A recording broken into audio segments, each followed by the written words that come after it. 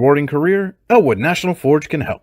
Elwood National Forge produces critical defense-rated parts to all branches of the United States military, meaning each day our employees are doing their part to support the men and women protecting our country. With multiple positions currently available and several career paths to choose from, Elwood National Forge offers on-site and on-the-job training, competitive pay and benefits, including 401k and insurance that start the date of hire, paid time off, and long-term job security. We'd love to support you in building a career. To learn more about becoming part of the Elwood National Forge family, visit enfjobs.com.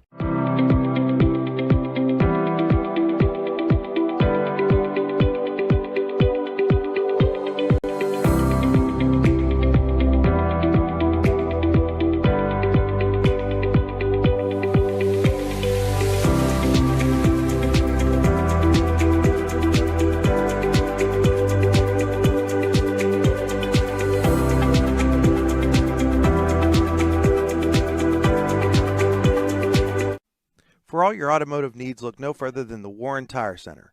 From new tires to tire repairs, PA state inspections, wheel alignments, and auto detailing, there's so much more that we can do for you, and there's no reason to go anywhere but the Warren Tire Center in Warren, Pennsylvania. With over 40 years of serving the Warren and surrounding communities, it's always been a great day at the Warren Tire Center. We offer same-day service and walk-ins are welcome. Open Monday through Friday from 7:30 a.m. to 5 p.m., the Warren Tire Center can be reached at 814-723-8050 and on the web at warrentirecenter.com. You've got dreams. Might even be something big. Imagine what you could do with the right solutions. Secured against evolving threats and set up to make the right decisions faster. At Acrisure, we help protect and grow everything you've worked so hard to build. We are the brightest people using the best of technology. We are an extraordinary advantage for you. We are Acrisure. Here at the Warren County Chamber of Business and Industry, we like to focus on our community, help our local businesses expand and succeed. Why join WCCBI? Not only do we offer a way for local businesses to grow and prosper, but we also provide business development, community involvement, and member benefits. Becoming a member of WCCBI includes benefits such as networking and ribbon cutting. Become a member or to see additional information, visit WCCBI.org today. With locations in Shippenville and Tionesta, Tionesta Builder Supply is a full-service home improvement center specializing in everything you need to build or remodel your home. From power tools and accessories to paint and sundries and general hardware merchandise, Tionesta Builders has everything you need to get your project done quickly. Find out more at tionestabuilders.us and like them on Facebook. At AGI Industries in Clarendon, our state-of-the-art fabrication facility brings your custom-engineered products to life.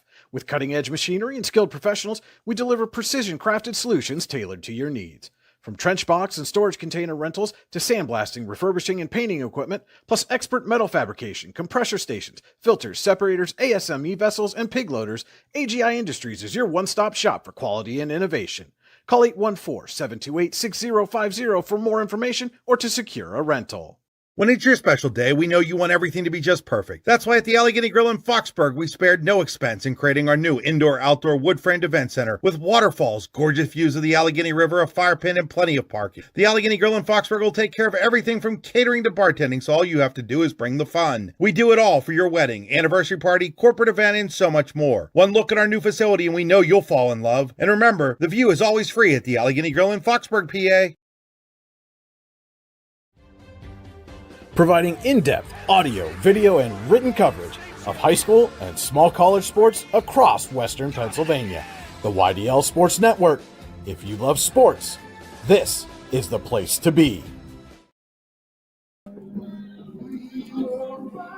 Good evening, ladies and gentlemen, and welcome to Cochranton High School and high school football on your daily local and the YDL Sports Network. Alan Siebert and Lou Vizza here with you for week 5 of the high school football season. Eisenhower Knights come in at 3-1, taking on a 3-1 team of the Cochranton Cardinals on homecoming night at Cochranton High School. This is the Casella pregame show. Fans are an essential part of any team. Visit Casella.com to join our team today. Casella, our people, your team. Today's stream is powered by Oil Country Crates. Your products, our protection, oilcountrycrates.com. welcome you into the Warren Tire Center drive to the game. The Warren Tire Center, make sure you get to the game in comfort. WarrenTireCenter.com. And before we get too far into the formalities here tonight, want to just let you know we did have some slight audio issues earlier, and we are running off the computer rather than our usual audio board. So if the audio is not as clear or loud tonight, we apologize, and we will work to have that fixed here in the near future. Should be a good game tonight here, Lou. Both these teams 3-1. Cochranton coming into this game off a 1-7 season a year ago, won their first 3 games of the year, and then ran into a buzzsaw last week against Greenville in a 41-6 loss to region opponent Greenville. As I said, Eisenhower, after opening the season with a humbling loss to Reynolds, the Knights have rebounded with 3 straight wins, a thriller over Sagertown, a blowout of Iroquois, and a nail-biting 14-13 win over Northwestern in a big Class 2A game a week ago. So obviously, Lou, momentum's going to be, right, at least for now, on the side of the Knights coming in with 3 straight wins and Cochranton coming off their first loss. But the game will be played between the lines, and we're almost ready for that. Well, yeah, that's for sure. They'll, it's going to be down again to whoever makes fewer mistakes and, gets off to a good start. We got a brown field here tonight, folks, if you can see it. It's kind of burnt, but it's playable. And but yeah, like we're saying, it's the least amount of mistakes, but you got to get off to a fast start and get things going in your direction. So we'll just have to see, and hopefully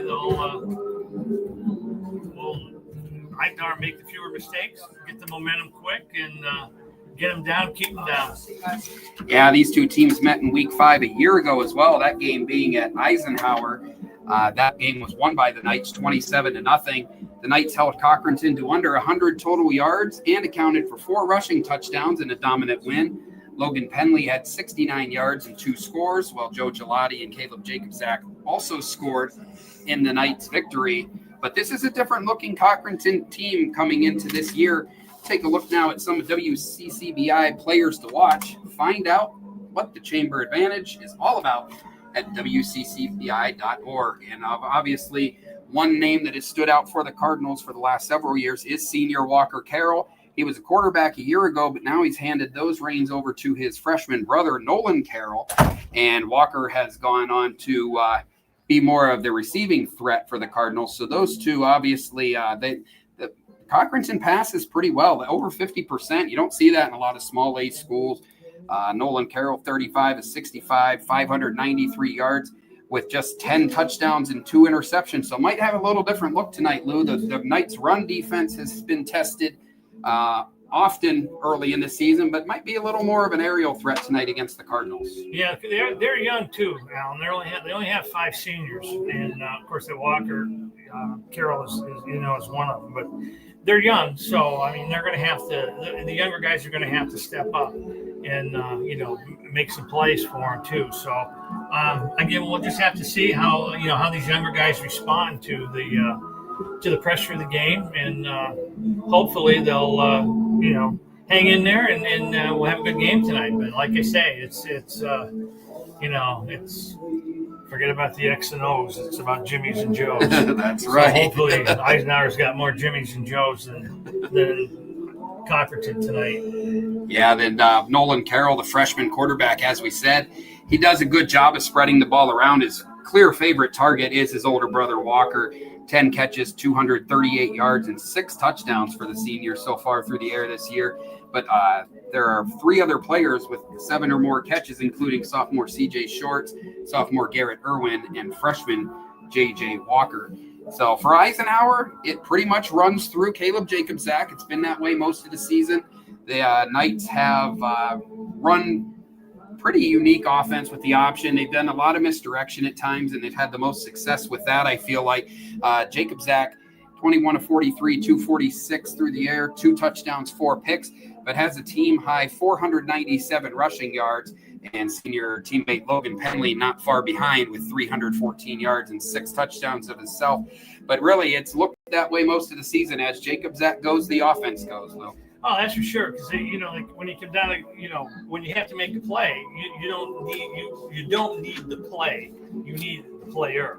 So, and he has been the player to make the play.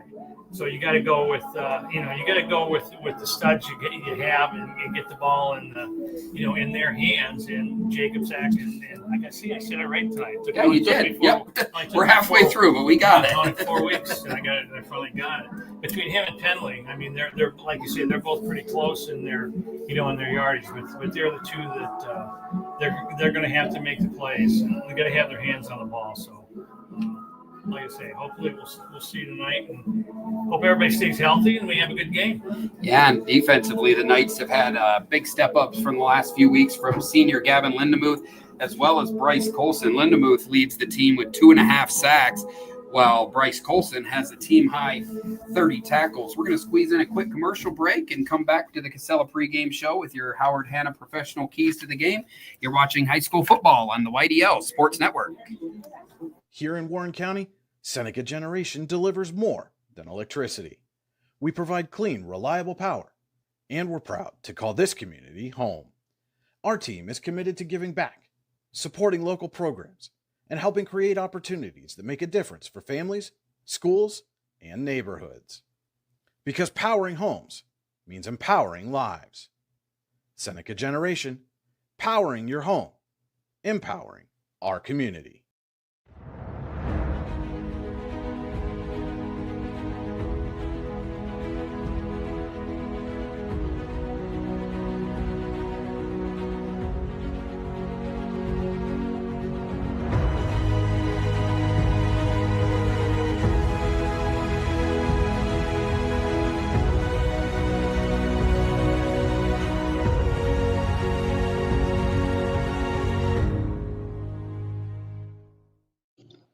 Icy Inc. Screen Printing and Embroidery offers screen printing and embroidery on apparel as well as on cool gear like backpacks, window decals, and engraved tumblers.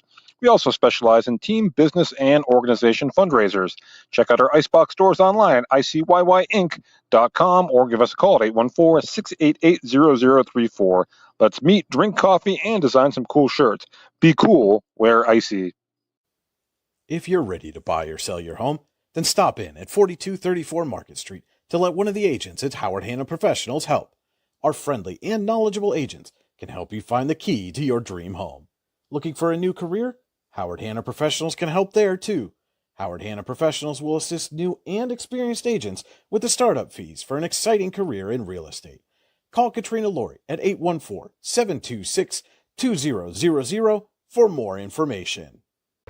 We think Rossbacker Insurance is a place for you and for your family, for your individuals, for your businesses, because we want to be your insurance advisor. We're local. We're knowledgeable. We have contracts with all different insurance carriers to customize and fit the right insurance program for your needs. We're here. You can come sit down with us, talk to us one-on-one, sit across from the kitchen table, sit across from our desks, and we can give you good insurance advice, how you can save money, where you don't want to save money and skimp out on coverage. And so we're there to help balance that and give you good insurance advice, good risk management advice. So after you have a claim disaster, you can have confidence that your family, your businesses, your cars, your assets are best protected.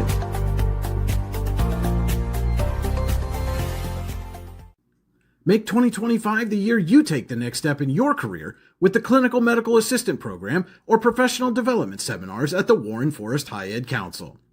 Learn how to make college affordable at the Financial Aid Seminar or grow your personal skill set with Fall Country Brunch and Event Planning Made Easy classes. Go to high-ed.org or call 814-723-3222 to register. The Warren Forest High Ed Council, your access to lifelong learning. And welcome back into Cochranton High School and high school football on the YDL Sports Network. Alan Siebert and Lou Vizzo here on the call tonight for a pair of 3-1 teams, the Eisenhower Knights taking on the 3-1 Cochranton Cardinals. Non-region contest. Eisenhower opened region play last week, or actually a second region game, with a dominant win, or a narrow win, tripping over my words, 14-13 over Northwestern. Today they jumped back out of region to take on a Cochranton team that started the season with 3 straight wins, but fell to Greenville last week. That leads us into our Howard Hanna Professional Keys to the Game. Howard Hanna Professionals can help you get the keys to a new home. Call 814-726-2000 or visit howardhannaprofessionals.com. And obviously for Cochranton coming in, they're going to have to shake off the taste of a week ago. This is a team that went 1-7 last year, turned things around quickly, won their first 3 games, but now trying to erase the taste of a lopsided defeat to Greenville from their mouth. And for Eisenhower, I guess you just kind of keep trying to do what you're doing. They've had to win in close games, but I think, Lou, one thing that we've noticed from the games that we've watched, perhaps if they do have an issue, it's where they get an opponent down and kind of let them off the mat sometimes. We saw it, against Reynolds, it went way the other way. They ended up losing that game in lopsided fashion, but also had some chances against Sagertown and last week to kind of put the game away and let teams hang around. Yeah, they played last week against Northwestern. The comment I made was the ball game was played between the 30-yard lines. But neither team got into the red zone to, put points on the board. And fortunately, the Wilkins kid kicked the extra point to put them up, to pretty much seal the deal for them there. But they're just not, they've got to get into the red zone more often and collect many, the yards, and then, get the yards on the inside, get inside the 20 and, and make these drives pay off, run some clock and, put points on the board as long as they have the ball, the other team doesn't have the ball. So it's and not make mistakes. Like we've said that every week, stop drives that hurt drives that gives the other team a chance to keep their drive going. I hate to bring it up, but last night that roughing the kicker with the Dolphins, that was a killer. Sore spot, but absolutely. And I said to my son, I said, this is a trap game. They don't, and it almost was for sure. So, but like I say, it's the penalties and just the momentum, and you got to come out quick, and you got to come out hard, and you just have to stay, vigilant in what you're doing and keep to your game plan, and whoever makes the least amount of mistakes is going to get the win, and we go from there. Yeah, it really comes down to playing smart. As you said, I mean, really, you brought up Bryce Wilkins kicking that 35-yard extra point, but that was a microcosm of what you just said. The only reason he had to kick a 35-yard extra point is because of the lost composure at a big moment. Right. Personal foul after the touchdown backed him up 15 yards. Luckily for the Knights, Wilkins was right there for the kick and put it through, and that ended up being the difference for that third straight win. But you'd like to not even put yourself in that situation, make it a little easier on your best players. It's nice that they step up, but you don't always want them to have to necessarily and do more than they should be called on to do. So now we'll take a look here at the Rouse scoreboard, powered by Seneca Generation. Our scoreboard tonight is brought to you by Rouse. Rouse is caring for generations. Visit rouse.org to find out more. And our board is powered by Seneca Generation. Seneca Generation, powering your home, powering our community. Lou, what do we got going around D9 and D10 this Friday night? District 9 tonight, we have Bucktail with Smithport. Claysburg Kimmel is at Kerwinsville. Central Clarion is at Brockway. Huntington's at Clearfield. Monotel is at Keystone. Otto Eldred's at Kane. Port Allegheny is at Red Bank Valley. Punxsutawney is at Carn City. St. Mary's is at DuBois. And Union AC Valley is at Ridgeway. That's kind of a light schedule. Maybe they have been they don't see any games from Thursday, but maybe tomorrow afternoon or tomorrow night.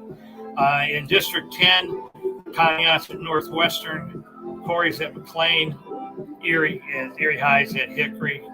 Fairview's at Oil City. Franklin's at Northeast. Grove City's at Fort LaBeouf. Iroquois at Cambridge Springs.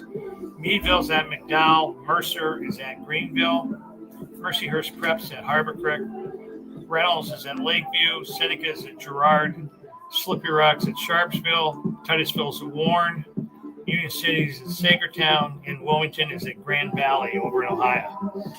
All right, so another busy Friday night around District 9 and 10. We're about 10 or 11 minutes away from opening kickoff here at Cochranton High School, so we'll squeeze in a couple more ad breaks. You're watching high school football on the YDL Sports Network. Founded in 1978 and headquartered in Warren, Pennsylvania General Energy has become a leading oil and natural gas producer in the Appalachian Basin. PGE is a proud and growing organization making positive contributions to the region's economy and environment. We are equally proud of our commitment to safety and environmental programs. PGE is a strong, family-oriented company that believes in giving back to the communities in which we live, work, and play. PGE, producing the energy we need, protecting the environment we treasure.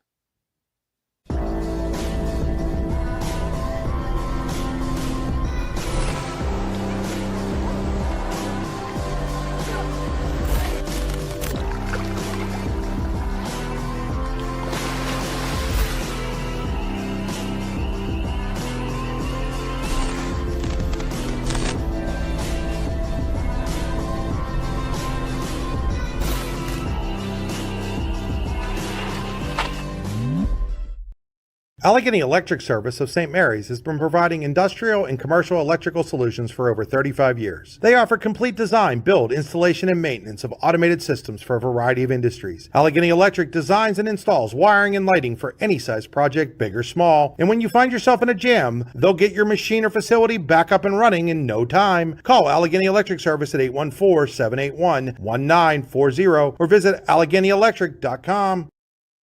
Looking for affordable auto, home, and life insurance? Look no further than Allstate Insurance, the David Jones Agency in Clarion and Meadville. At the David Jones Agency, you get personalized attention from someone who lives where you do. The David Jones Agency meets you where you are. They are available during regular business hours, Monday through Friday at their office, via appointment at the office after hours, or remotely. The David Jones Agency also offers investment opportunities, including annuities and IRAs. The David Jones Agency can be reached in Clarion at 814-223-4000 and in Meadville at 814-337-5107. Whether retirement is just around the corner or years away, John Bongiovanni, Lucas Slazak, and Adam Jack of Generational Wealth Management in Erie and Bradford are here for you. John, a Forbes-recognized best-in-state wealth advisor, Lucas and Adam provide customized investment advisory solutions and retirement planning services. Generational Wealth Management offers world-class investment services and internationally recognized insurance products from Northwestern Mutual, an industry leader. The Generational Wealth Management team provides a high level of expertise and service to their professional and business clients. Contact the Erie office at 814-651-0838 or the Bradford office at 814-368-4065 or check them out online at gwm.nm.com. Discover radiant beauty with Healing Beauty by KJ. Our natural, cruelty-free skincare line harnesses the power of nature to nourish and rejuvenate your skin. From hydrating serums to soothing creams, find your perfect routine. Shop now at shophealingbeauty.com for exclusive offers and free shipping on orders over $50. Healing Beauty by KJ. Glow naturally. Shine beautifully. Welcome back to Cochranton High School for tonight's football game between the 3-1 Eisenhower Knights and the 3-1 Cochranton Cardinals. A reminder that this is the Venango County view of the field. Your view of the field tonight is brought to you by Venango County. There is always something to see and do in Venango County. VenangoCountyPAs.gov. Shout out to our camera person tonight, Micaiah Siebert, will be back behind the controls. And as I said last night, if she does a poor job, blame the product, don't blame the factory. All right, so we're going to get back into the AGI Industries Storage Containers broadcast booth. AGI Industries is your one-stop shop for quality and innovation. Call 814-728-6050 for more information or to secure a rental.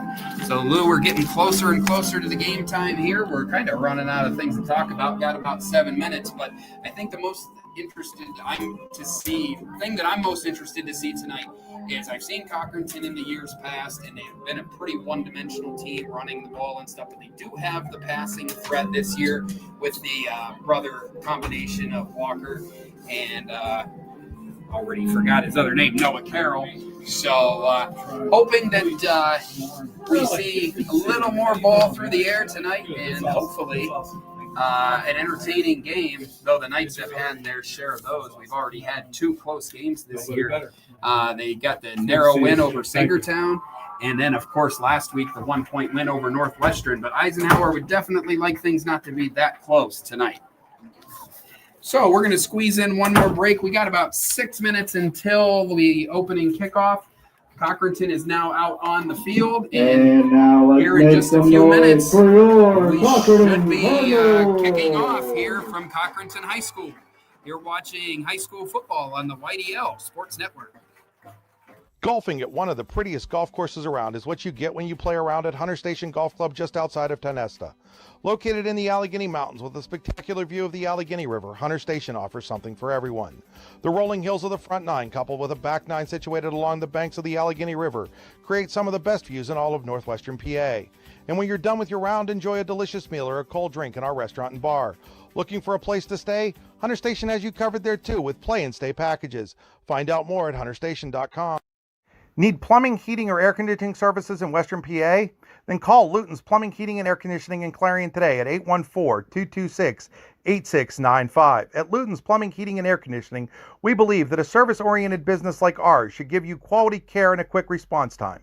That's why we stand on our promise, offering you reliable 24-hour service that gets your job done right when you need it.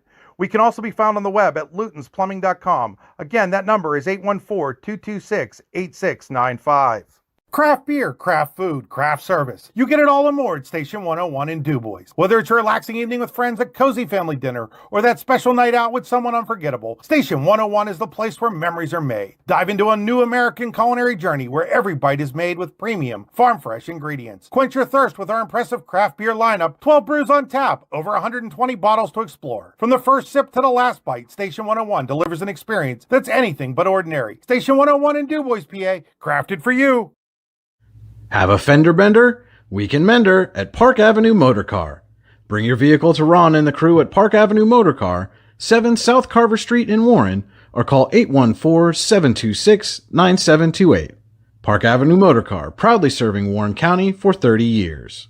Wise Eyes of DuBois and St. Mary's are premier eye care facilities here in our Tri-County area. Their offices and eye care team are dedicated to providing excellence in patient care, eye education, and optical services. Dr. Greg Lineski is a leader in clinical eye care involving eye and vision disorders. Dr. Lineski takes the time to explain the results of your eye exam, describes your options, and listens to your eye care needs. Because maintaining good eye health is an ongoing partnership at Wise Eyes of DuBois and St. Mary's. Are you transporting steel or other unique products? Then you need to check out Oil Country Crates. Oil Country Crates supplies certified wood crates or pallets for shipping steel and other products. Oil Country Crates can ship crates throughout the United States and overseas as well, thanks to their ISPM 15 inspection stamp. Oil Country Crates is dedicated to providing prompt and reliable services to all of its customers while abiding to all shipping regulations. Find out more at oilcountrycrates.com. Oil Country Crates, your products, our protection. Welcome back to Cochranton High School in Cochranton, Pennsylvania, getting ready for the 3-1 Eisenhower Knights against the 3-1 Cochranton Cardinals. Big high school football game here in Week 5 of the high school football season. Week 5 already, about halfway, and playoff positioning becoming more and more important now. Just a reminder that we are working without our normal audio board tonight. We had some, I don't know what happened. We broke something, and we're going to have it fixed by next week. Hey, what do you got, a mouse? We got a mouse in your pocket? Lou had nothing to do with it. I looked down. We had no power. We're going off our computer microphone, so hopefully you can hear us okay. We'll do our best to be loud and talk over the PA. But yeah, we are going with that. Also, when the camera moves to the left, we will be dealing with the glare of the sun for at least the first quarter. Apologize for that. I've tried to affect the weather before, and I just don't have the power, so we're going to have to stick with what we got. And the home team on the scoreboard. So Eisenhower Cochran heading to midfield. Cardinals. Captains Grayson Linkerhoff. I believe Garrett Lindemuth back wearing number 9 tonight instead of 58 as he was a week ago. Number 15, Logan Penley, and number 2, Peyton Hammerbeck, here captains for the Knights. For Cochranton, it's number 5, Walker Carroll, number 60, Timothy Dieter, number 7, Cole Schmidt, and number 55, Adrian Moore, who is not in uniform tonight for the Cardinals. And contestant officials in a positive manner. So going through doing the coin toss here to determine who's going to start with possession of the football in this game. Eisenhower wanted to defer. Eisenhower will defer. and game administration with your cooperation to promote a safe. Now we'll figure out which way we're going to be moving here The officials on the for field. tonight's game are Joe Rochilla, I was going to Scott say, Clary, they want to go this way, so the sun's in their face. Yeah, you would think for sure. So Eisenhower will be moving right to left on your screen. Cochranton will be going left to right then, obviously, by process of elimination. The Knights defer. Kick away from the board. And kick away from the board. So Cochranton will receive the opening kickoff, and we'll see the Carroll brothers, Noah, the quarterback, freshman, and senior receiver Walker Carroll on this first drive. We're just about ready to get underway. This will be the Elwood National Forge first quarter. It's never too soon nor too late to set another goal or dream another dream. If now is the time for you, Elwood National Forge can help. With multiple positions currently available and several career paths to choose from, Elwood National Forge offers on-site and on-the-job training, competitive pay and benefits, including 401k and insurance that start the date of hire, paid time off, and long-term job security. To learn more about becoming part of the Elwood National Forge family, visit enfjobs.com. So as we said, we're just about ready to kick off. Eisenhower will get the defense on the field first. Defense that came up big at key times last week against Northwestern.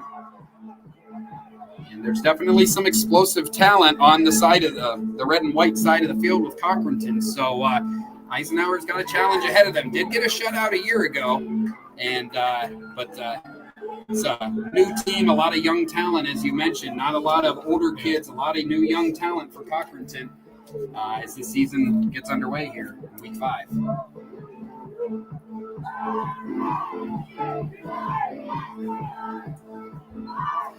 All right, so the ball's on the 40-yard line, and 2, 3, 4, 5, 6, 7, Bryce 8. Wilkins, the hero and our Icy Inc. player of the game from a week ago, played soccer during the week, and now he's on the football field ready to kick off to start this week 5 contest between the Cardinals and the Knights. Let's see if he tries to kick it deep or if he goes short. It's short and squibbed, rolling around all the way down to the 30, touches a Cochranton player, and Walker Carroll had to get on it to save possession for the Cardinals. Fell on it around the 28-yard line, and that's where the Cardinals will get underway. So a little bit of a squirrely start there for the Cardinals, Lou. That ball just kept bouncing and bouncing around, and finally Carroll had to fall on it. Well, it's still got them inside the 30, so it did. Yeah. You know, I mean, they do have a long field to go yet, so. Yeah, the fact that the ball wasn't caught by one of the up men went a long way there. So ready for their first play from scrimmage. Ball is at the 28-yard line. And it is Noah Carroll, the freshman quarterback, in the shotgun. Motion. Going to pitch to number 4, Garrett Irwin. And Irwin's there and hit hard by Caleb Jacobzak. Sends him flying into his bench area. It's a gain of about 3 on the play. Irwin on the pitch out. Knocked out of bounds by number 5. Kind of a neutral play for each team there to start this game. I think defensively you're happy to only give up a few, and offensively you're happy to not be behind the sticks. Well, yeah, now it's, seconds. They got to put a stop here to get him to 3rd and long, and then see what happens from there. But these are all big. I mean, at the beginning of a game like this, they're all big plays. Walker Carroll in motion. Brother gets. Now he's going to throw. He looks deep, and the ball is almost picked off by Hudson Haight. Haight had his hands on it and got his legs tangled with the intended receiver, J.J. Walker, and just inches away from an early turnover by the Knights defense. But I think you saw with that right there, the kid can throw. It's not your typical freshman situation, turn around and hand it off. He's got the ability to go downfield, and he figures to be in another passing situation here on 3rd and 7.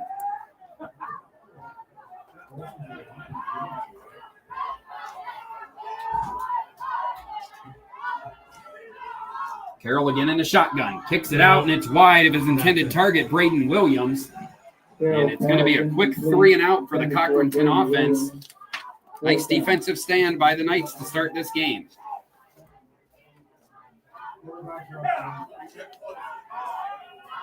He's a freshman? Yeah, freshman. Yep. Sophomore. Nope. Yeah, Walker was the quarterback a year ago and moved to the receiving spot more now that his brothers made it to this level. So Carroll's also going to do the punting, Walker that is. It's a nice punt. Sends Jacob Zach back near the 30. Fields it, and he's got room to run. It's across the 35 and the 40. 45, still going. Oof. Tripped up actually just across the 45, so well into Cochranton territory. Around the 43-yard line. So good start for the Knights here. We've only played 30 seconds, but already a defensive 3 and out and a good kick return or punt return, putting them down into Cochranton territory. Well, they're starting with a short field, so that's a good thing there. And we'll see. I think they got to go right at it right now. Yeah, it feels like a good time to take a shot. You got the momentum on that opening defensive stand there, and now you got good field position. And let's see, we have a stoppage here pre-snap. You got the stakes going the wrong way, boys. They do. Yeah, that would have been a pretty easy first down to get. Just turn around and run the opposite way, but that's not how the game of football works. So now we've got the sticks going the right way, and the Knights will little more traditional 1st and 10 here. Jacob Zach's in the shotgun. Hudson Haight in motion. Jacob Zach's going to keep it. And he's got another nice gain of about 3 right up the middle. Nothing fancy. Caleb Jacob Zach on the QB keeper. You got to wonder just with the Knights, that's that kind of team that likes to grind it out. If this part of the field, if they're happy to take 3 or 4 yards at a time and just maybe wear them down and take some time off the clock and still end with a score here.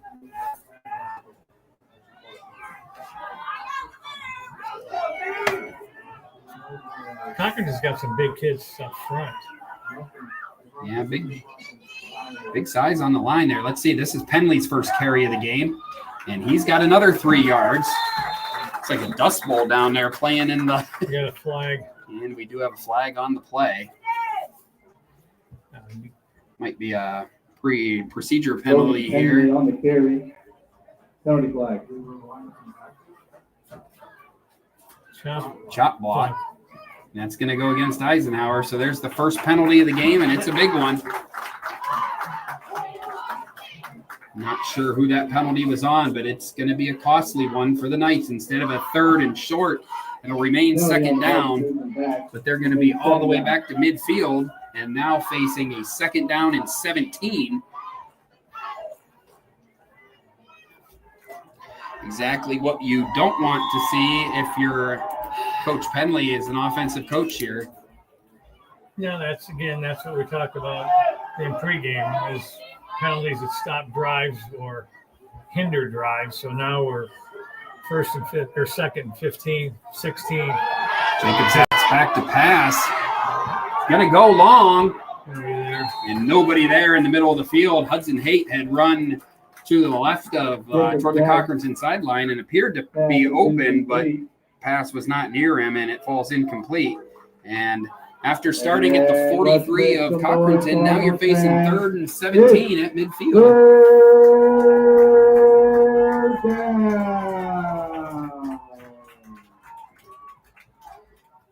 Passing situation for the Knights. We'll see if Jacob Zach has a connection in him to continue this drive, or if the Knights will be forced to punt and play the field position game here early on.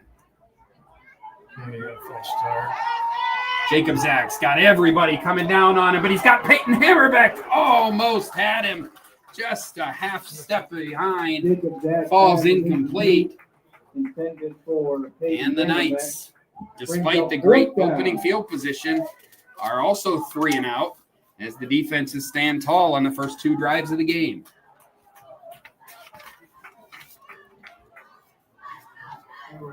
So each team's had the ball, and we've only run 1 minute and 45 seconds off the clock. So incomplete passes and out of bounds plays. Jacob Zach's punt. Gonna let it fall, and nicely done. Gonna pin him inside the 20, I believe. Also took away any chance of a return. And they're gonna mark it out right at the 15-yard line. So another long field for Cochranton as they start their second drive of the game. These guys' balls First and 10, Cardinals, 15-yard line. Yeah, now they're looking for a ball down on the sidelines. Been a rough start for the field crew so far between the chains and the ball boy, but still time for improvement. It's early.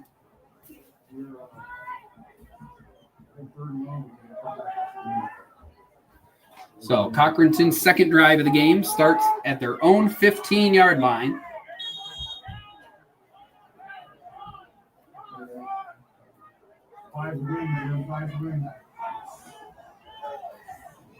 Handoff on the play, and he's swallowed up immediately. Penley finished him off, and I believe that was number 8, Nolan Giesing. Marker Schmidt. Cash Moore was there as well for the night. So Schmidt's first carry of the night. May have lost a half yard, and it's second down and long for the Cochranton Cardinals.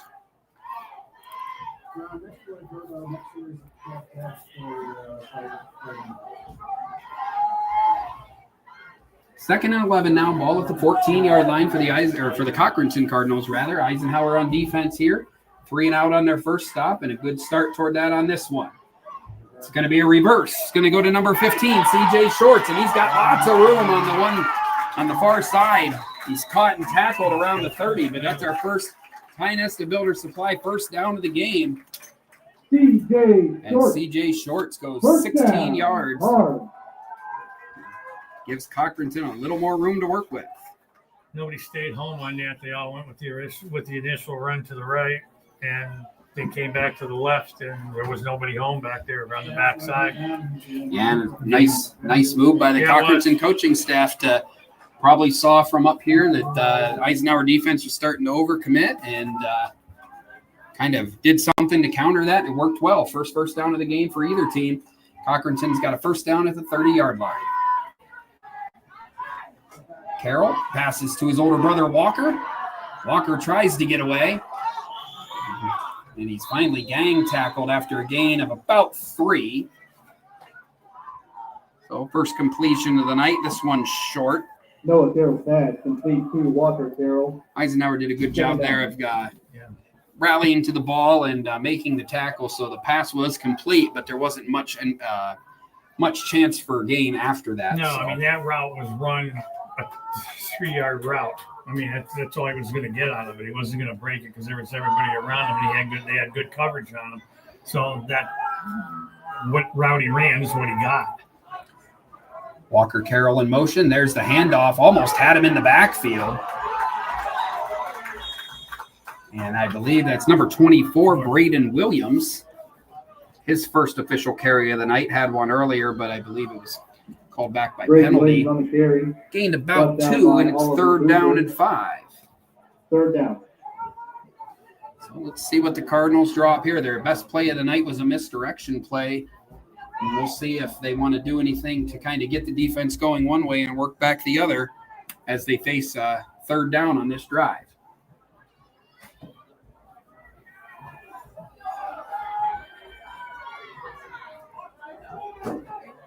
$7:20 left in the Elwood National Forge first quarter. Noah Carroll in the shotgun, and we have a flag. There's been some movement on the offensive line. False start on Cochranton, and the 3rd and 5 they were facing now becomes a 3rd and 10. Penalty on the Cardinals, losing back. Remains third down.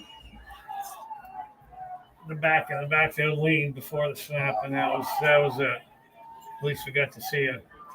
Yeah, they stopped it before the play. Yeah, I was just going to say, it was good to see that a false start got stopped before the play. Yeah, been several times the first few weeks we've been watching where the play has gone on, and we haven't been able to figure out why. And, of course, I am working alongside a former official, so I know you know your stuff. 3rd and 10 now for Cochranton. Ball at the 30-yard line. Carroll looks over the middle and throws it right to Jacob Zach. Caleb Jacob Zach with the interception at the Cardinal 44, and the Knights will take over. Jacob Zach's 2nd pick of the season, Carroll's 3rd offensively, and the Knights will have great field position right around where they started the last drive, and hopefully it'll go a little better for them this time, as last drive they ended up going backwards and ultimately punting.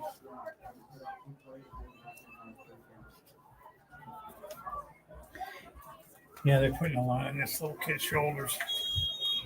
Yeah, he was looking for somebody across. Yeah, Carroll definitely has had to grow up in a hurry at the quarterback spot as a freshman. Not a lot of freshmen throwing the ball as much as he is at this level at quarterback.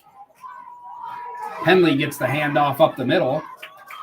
Ends up with 4 yards. Nolan Giesing and Braden Williams of Cochranton scuffle after the play. And Giesing was kind of wondering why there wasn't a flag thrown, but nonetheless, Penley's first official carry of the night, had one earlier called back on the chop block. That gain goes for 4 yards, and it's 2nd and 6 at the 40 for the Knights. 6 minutes and 15 seconds remaining in the opening quarter here. Jacob Zach's under center. He's got an I formation behind him. Giesing and Penley are the backs.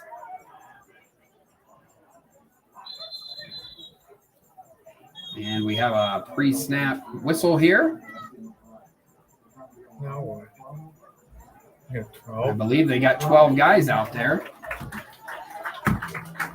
2, 4, 6, 8. Huh? Yeah, I don't see 12 2, 4, guys. 6, 8, 3, 10, 11. I see 11. There's only 2, 11. 4. Yeah, there's only 11 guys on the field. They're allowed to play. They're allowed to play with 11. I'm a country mile away from Coach Jim Penley, and I can hear him screaming, there's 11. I think this flag is ultimately going to get picked up. At least it should. Nobody came off the field. They didn't move anything. It's still 2nd down. Nothing happened other than the fact that. And they are going to back him up. How? No idea. No idea what they saw there. There is 11 people on the field. And they still backed him up. Did they call it an illegal substitution? I was going to say, unless there was some kind of an illegal substitution, but very odd call there. And that Henley is still giving it to the head official, trying to figure out why that call stood. I have no problem with the initial flag, but it seemed to be cleared up, and now it's 2nd and 11 for the Knights at the 45. Jacob Zach gives it to Penley. Penley gets the yardage back. Bryce Colson's helmet ends up about 20 yards downfield. Gain of 5, or make it 6 for Penley. Logan Penley on the carry. And it's 3rd and 5, and the shame of that is that gain would have been enough for a first down without the 5-yard penalty, or at least made it 3rd and a lot shorter. So.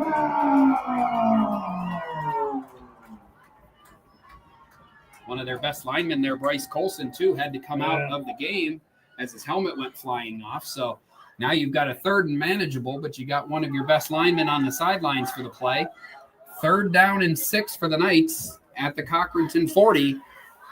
Might be 2-down territory here, though. They're a little closer than they were last time, and well, if they get this, they got to get this down to. It was a bad snap. Bad snap, yeah. Jacob Zach didn't have much of a chance. That play was kind of doomed from the start. That had no chance of developing anywhere. So Jacob Zach officially will get no gain. And let's see what Coach Penley wants to do.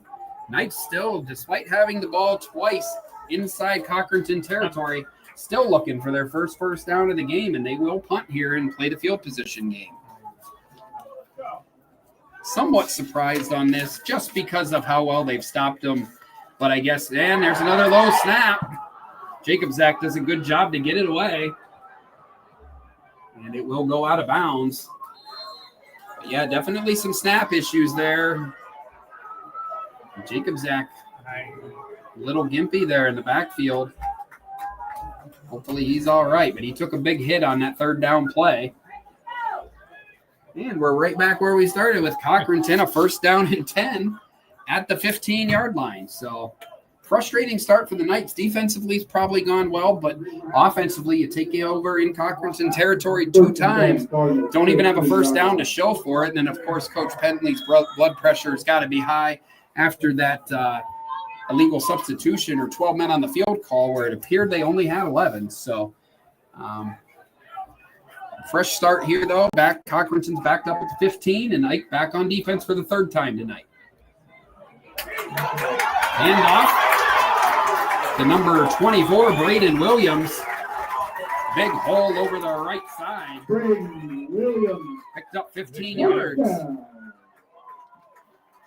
And good thing that Jacob Zach got him to the ground. He didn't really try to wrap up. He just kind of shoved him down. And that was just mano. Yeah, and on the block, and then they just kicked him out and had him drill a big hole, and he got through it for 15.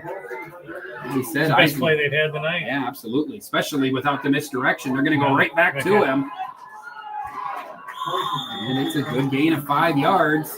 Ollie Boozer on the tackle, as well as Nolan Giesing, gain of 5. 3 minutes, 26 seconds remaining in the Elwood National Forge first quarter. Second down. Both offenses here trying to get something going, but it's been hard to come by in the first 9 minutes of this game. Cochranton at least has had a few first downs, but they've been behind in the field position game, trying to fix that here on their third drive. Carroll with the slant pattern, wide open across on the slant to number 14, J.J. Walker. That's freshman to freshman connection. It's good enough for 12 yards and a Tionesta Builder Supply first down. A lot of cushion. Absolutely, and you like to see that from the freshman, too. Threw an interception on his last pass. Didn't look rattled at all there. Had a lot of room on the slant pattern and found his classmate, J.J. Walker, for a first down. I don't think he can throw the ball, but I'm thinking he's 15 yards in. I don't think he's going to do anything long. And around here to Walker Carroll. Another big gain. Could be another first down. Maybe just short. Oh, we do have a flag on the play. Didn't realize until I started hearing the boos from the Cochranton side here. And we do have a hold on Cochranton. First break of the game for the Knights. That would have given the Cardinals a first down or close to it in their territory. And instead, it's going to back them up 10 and become 1st and 20 at their own 35. So it's a tie game, both teams in it, but I can't imagine either coach is very happy with the way this game has started. Some penalties have ruined some opportunities, and of course Eisenhower not going anywhere, stuck in the mud on offense. Yeah, there's no flow on either team. Carroll's going to throw. He's going to go deep. And almost caught. Should've. Nice throw from Carroll. Put it right in the area of Walker. Walker had a good chance to get it. It should have been caught. Luckily for the Knights, it fell to the turf, and it'll be 2nd down and 20. But Carroll shows you right there what you don't see a lot as a freshman with a freshman quarterback back there. It's an accurate pass, pretty far downfield, talking 30 yards. He threw that ball better than the first deep one he threw. Absolutely. It was like, it was kind of end. It looked almost like a punt, but this one looked a lot better.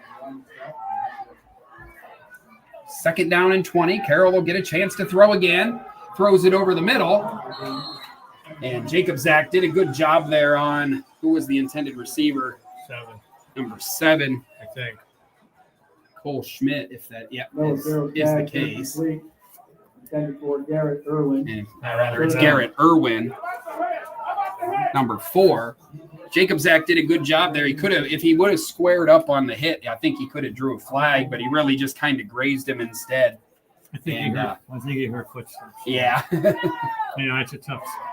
That's tough coming across the middle. Especially when the ball's led that much. A lot of confusion on the Eisenhower defense here. It's 3rd and 20. They're going to go screen, and it's off the hand of Braden Williams. They had that. They had a nice rush, and the backers were there, so I don't think that had no chance. So it'll be 4th down again, and we've had 5 drives here with 2 minutes left in the opening quarter, and not a lot of offensive flow. And the Knights are going to have to work if they want to start in the Cochranton side of the field again, as the Carroll will punt from the 25-yard line. End over end. Oh, my God. Takes a great bounce, goes out down around the 20.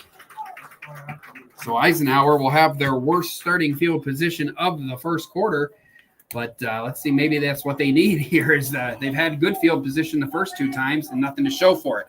We'll take a 30-second break and be back with more. You're watching high school football on the YDL Sports Network. Craft beer, craft food, craft service. You get it all and more at Station 101 in DuBois. Whether it's a relaxing evening with friends at cozy family dinner or that special night out with someone unforgettable, Station 101 is the place where memories are made. Dive into a new American culinary journey where every bite is made with premium, farm-fresh ingredients. Quench your thirst with our impressive craft beer lineup, 12 brews on tap, over 120 bottles to explore. From the first sip to the last bite, Station 101 delivers an experience that's anything but ordinary. Station 101 in DuBois, PA, crafted for you. Back here at Eisenhower High School, or Cochranton High School, 1st down play, and Logan Penley gets his 3rd carry of the night. Decent gain, almost 8 yards, so best 1st down play they've had, actually the longest play they've had all night. That's a good 1st down play. 8 yards, 2nd manageable, And very manageable. 1st down here. You got to get a little drive going, even if it's, how much would it? You got a minute and a half left. Got to avoid the penalties here both times tonight. Yeah, both drives. They've had 2nd and manageable and immediately gone backwards, 1 on a chop block and 1 on 12 men on the field. So Jacob Zach keeps it, races for the corner. He's got a 1st down. Nice stiff arm. Shoves Parker Schmidt to the ground and goes out of bounds around the Eisenhower 43. Gain of 15 yards and a first Tionesta Builder Supply 1st down of the night for the Eisenhower. Nice stiff arm by the senior quarterback. Put Schmidt on his back and got an extra 10 yards because of it. Well, Clock stopped now, 58 seconds remaining in the Elwood National Forge first quarter. That was 165 against 125. Yeah. And it looked every bit of it. Yeah, with a full head of steam coming downhill. Yeah, Jacob Zach does a good job. He runs to the open space and puts that big body to use when he gets there. 1st and 10 Eisenhower. Jacob Zach this time going to hand to the up man, Giesing. And Giesing's got a gain of 3.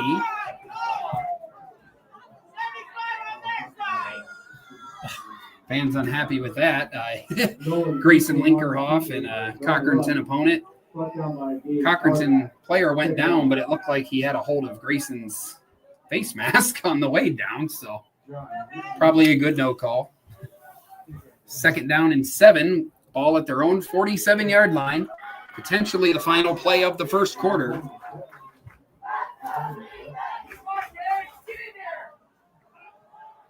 Jacob Zach, pitch to Penley. Penley gets across midfield, has a 1st down and more. Nice job by Logan Penley into Cochranton territory all the way down to the 35-yard line. A gain of 18. And it'll be the Knights in good field position when the second quarter gets underway, as I assume with 10 seconds left. And they're going to wind the clock, and that is going to end the Elwood National Forge first quarter. So not a lot of offense to speak of so far. It's Cochranton 0, Eisenhower 0. You're watching high school football on the YDL Sports Network. Ready to break into a rewarding career? Elwood National Forge can help. Elwood National Forge produces critical defense-rated parts to all branches of the United States military, meaning each day our employees are doing their part to support the men and women protecting our country. With multiple positions currently available and several career paths to choose from, Elwood National Forge offers on-site and on-the-job training, competitive pay and benefits, including 401k and insurance that start the date of hire, paid time off, and long-term job security. We'd love to support you in building a career. To learn more about becoming part of the Elwood National Forge family, visit enfjobs.com. When it's your special day, we know you want everything to be just perfect. That's why at the Allegheny Grill in Foxburg, we spared no expense in creating our new indoor-outdoor wood-framed event center with waterfalls, gorgeous views of the Allegheny River, a fire pit, and plenty of parking. The Allegheny Grill in Foxburg will take care of everything from catering to bartending, so all you have to do is bring the fun. We do it all for your wedding, anniversary party, corporate event, and so much more. One look at our new facility and we know you'll fall in love. And remember, the view is always free at the Allegheny Grill in Foxburg, PA. Back here at Cochranton High School, Eisenhower football on the YDL Sports Network.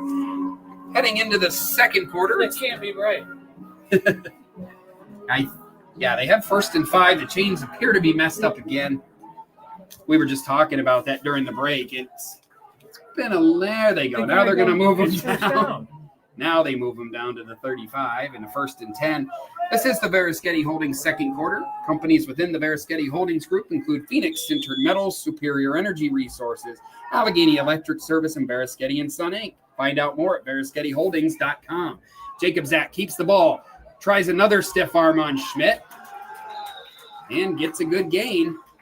Jacob Zach taking advantage of the smaller defensive player there and picking up extra yards. Nice gain of about 7 on first down. So by far the best offensive drive of the night for the night so far. Update my quarter here on the score. I've had to touch the scoreboard so little I almost forgot what was going on. But we are in the second quarter now. 11:20 until halftime here at homecoming night at Cochranton High School. 2nd and 2 from the 27. Jacob Zach hands to Penley. Got a hand on him in the backfield, but he kept going. 5-yard gain and a first down for the Ike senior running back.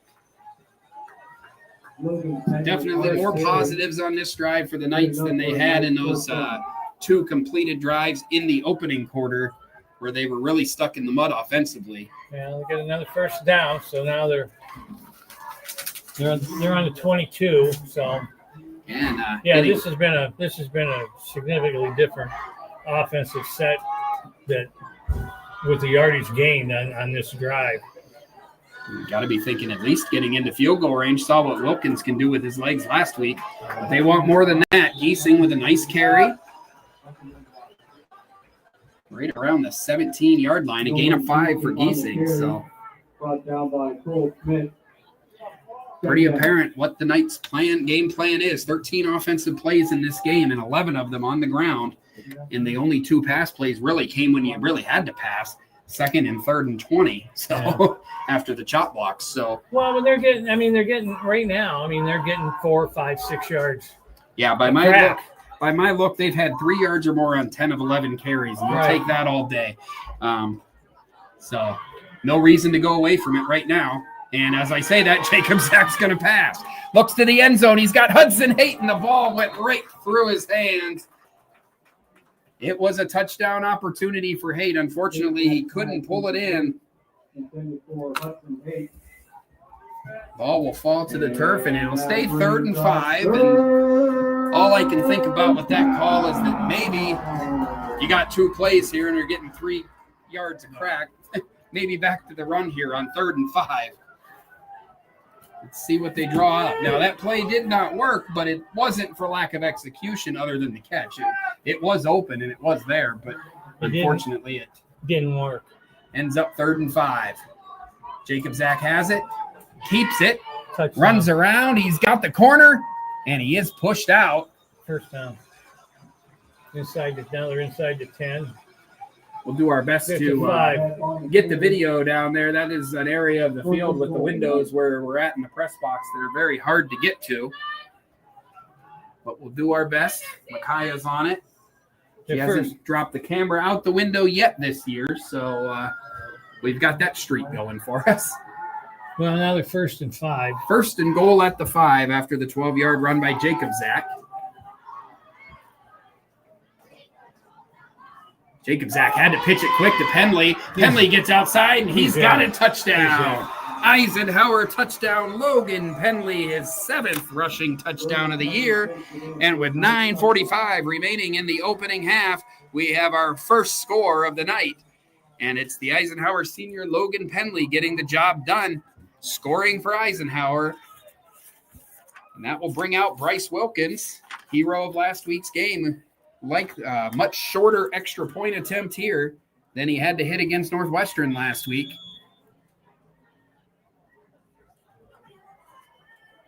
Kick is on the way. Kick is good. Wilkins right down the center. So with 9:45 remaining in the Verischetti Holdings second quarter, Eisenhower has a 7-0 lead on Cochranton. We'll be back in 60 seconds. You're watching high school football on the YDL Sports Network. We think Rossbacker Insurance is a place for you and for your family, for your individuals, for your businesses, because we want to be your insurance advisor.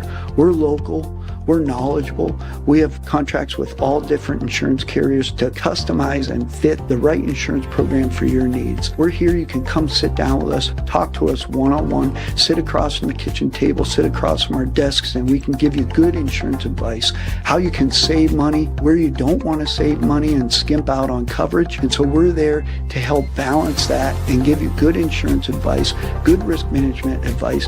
So after you have a claim disaster, you can have confidence that your family, your businesses, your cars, your assets are best protected.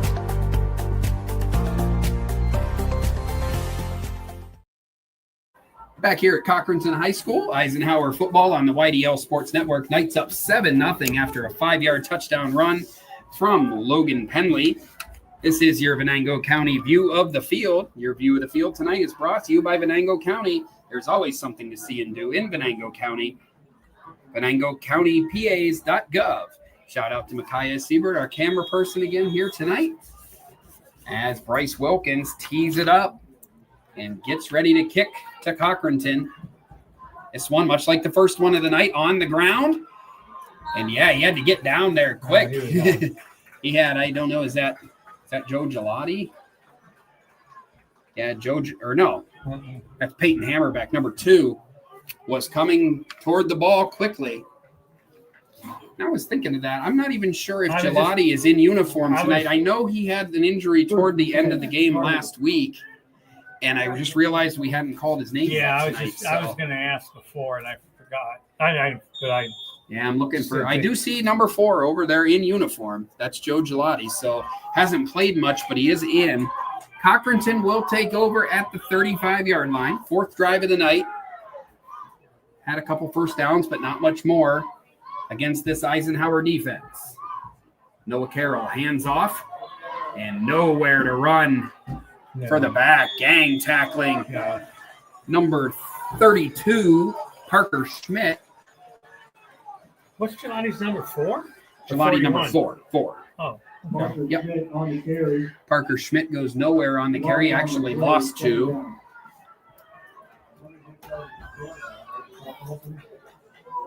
So another 2nd and long, something that Cochranton's been facing all too often tonight. See, this is where the youth on Cochranton showing up, because they don't have the experience.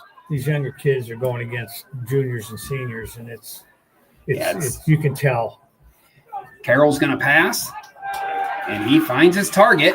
Middle of the field, though. It's a pretty short gain. It's going to be about 6 yards. Is that Walker Carroll on the catch? Couldn't tell. Yeah. Nope, number 14. So Walker, not Walker Carroll, Walker with the catch. Gain of 6. So far for Nolan Carroll, the freshman, as we said, 3 of 9, 21 yards, and a pick. So, as you said, it's a big step up. It's an impressive thing to be a quarterback as a freshman at any level, but it's not easy. That's a rare breed. Yeah. I mean, it really is. 3rd down and 6. Carroll's going to throw again, and he's got his receiver, Walker. And again, number 7, Ben Lindbergh, went for the hit instead of the wrap-up, and it cost him a few extra yards as the first down for the Cardinals.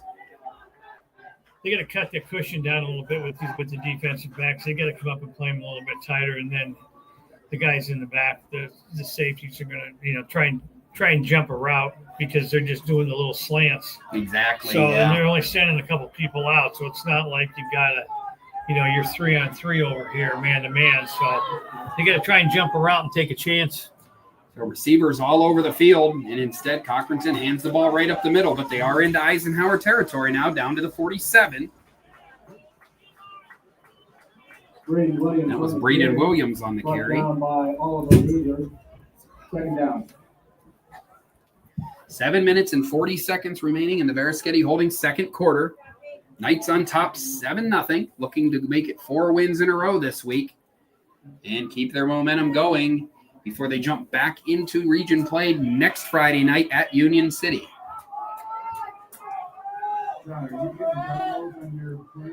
Second down and 6. Ball at the Eisenhower 46.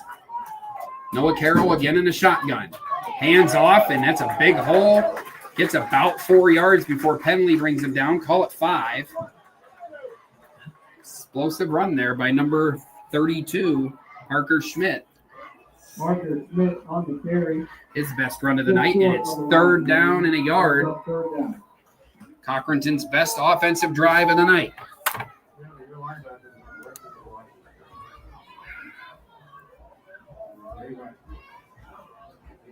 They have spurts. They've shown some things, but it's not consistently.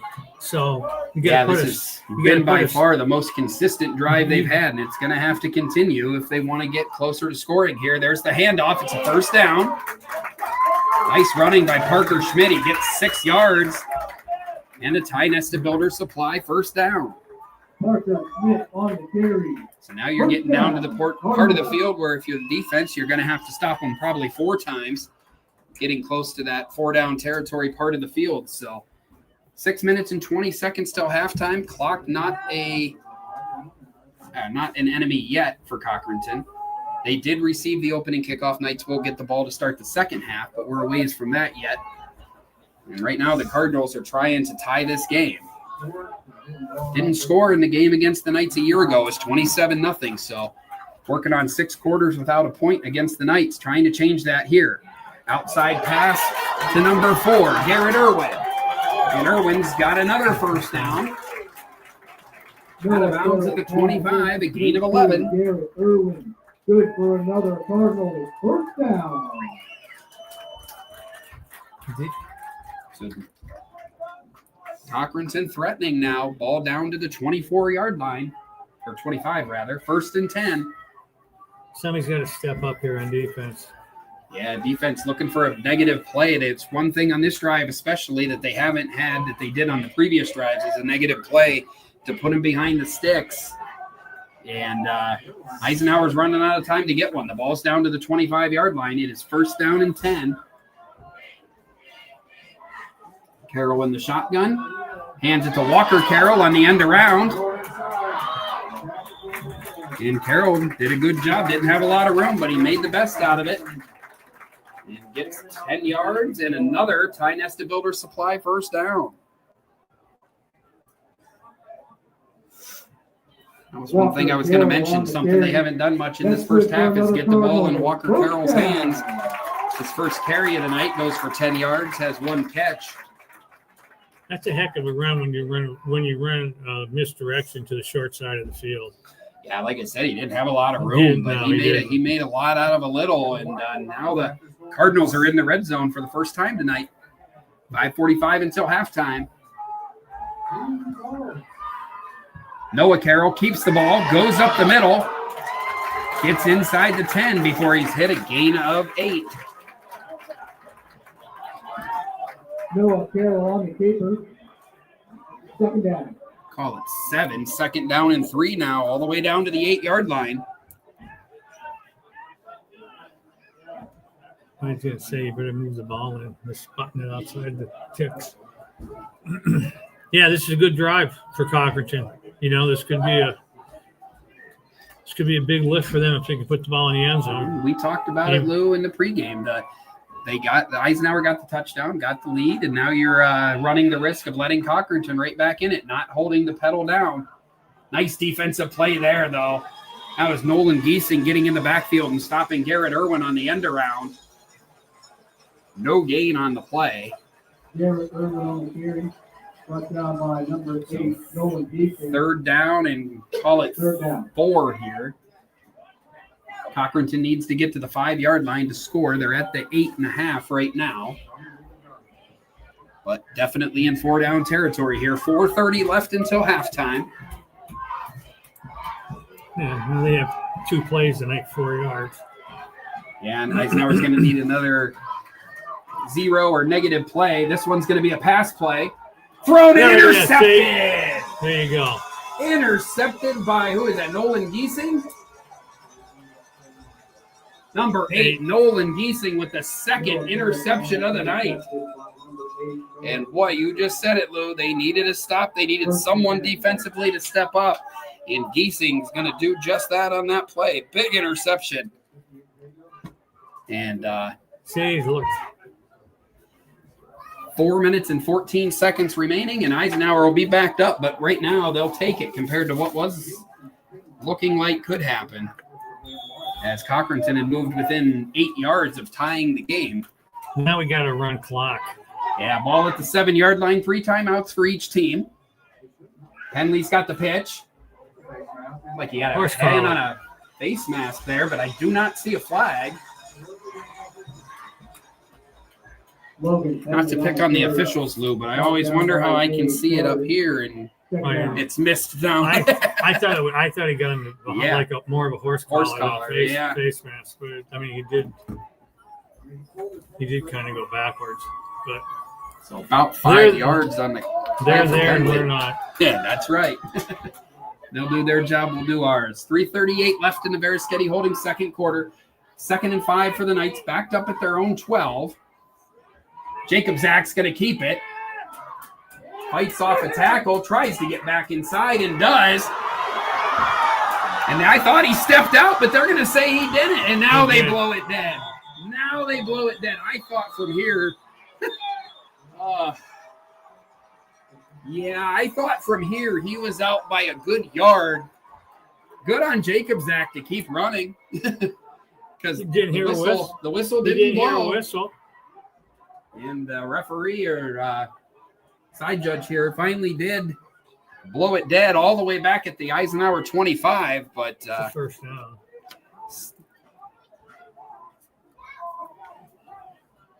Still a first down. And, this game. Yeah. It's definitely. He didn't. Yeah, he's not going to stop running. I don't blame him. I didn't hear. I mean, there was no whistle. No, he was all the way at the Cochranton 35-yard line heading for pay dirt before the whistle blew. As I said, just from my vantage point, again, not my job, but he did appear to be clearly out of bounds about where they marked the ball. So the call ultimately is right, but frustrating all around that it got to go that far. Jacob Zach ran 80 yards for no reason, and it also shifts momentum here. Penley's got the carry now. Gets 5 yards right up the middle. So interesting to see what Coach Penley wants to do here. Still 3 minutes and 3 timeouts, but still a long way to go. 3 minutes until halftime. I think it's one of those drives where you'd like to break something and maybe get a scoring opportunity. But worst case, if you take the 7-0 lead into the half. Yeah. You can put together a good. You can put together a good drive, and if you get down in the scoring position, then use your timeouts. But for right now, if they're not going to stop it, I don't see why Coach would. Pitch outside to Penley. Penley's got it. Man, did he get hit? The ball's on the ground, and Cochranton has the turnover back. Wow, that was huge hit. That was a hit. Gain of 1 for Penley before the fumble, but fumble recovery by your Cardinals. Yeah, I didn't see who made the hit, but that was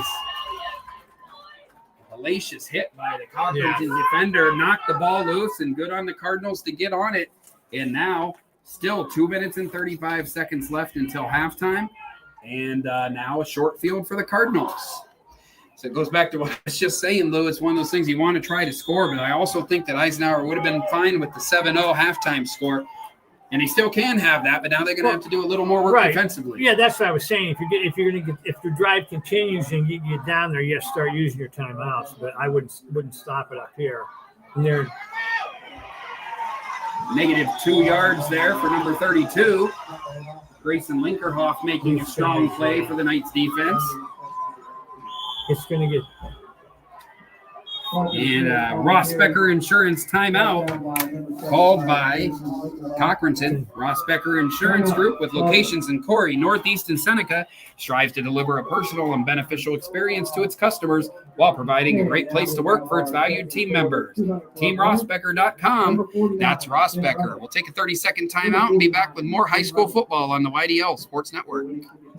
At AGI Industries in Clarendon, our state-of-the-art fabrication facility brings your custom-engineered products to life. With cutting-edge machinery and skilled professionals, we deliver precision-crafted solutions tailored to your needs.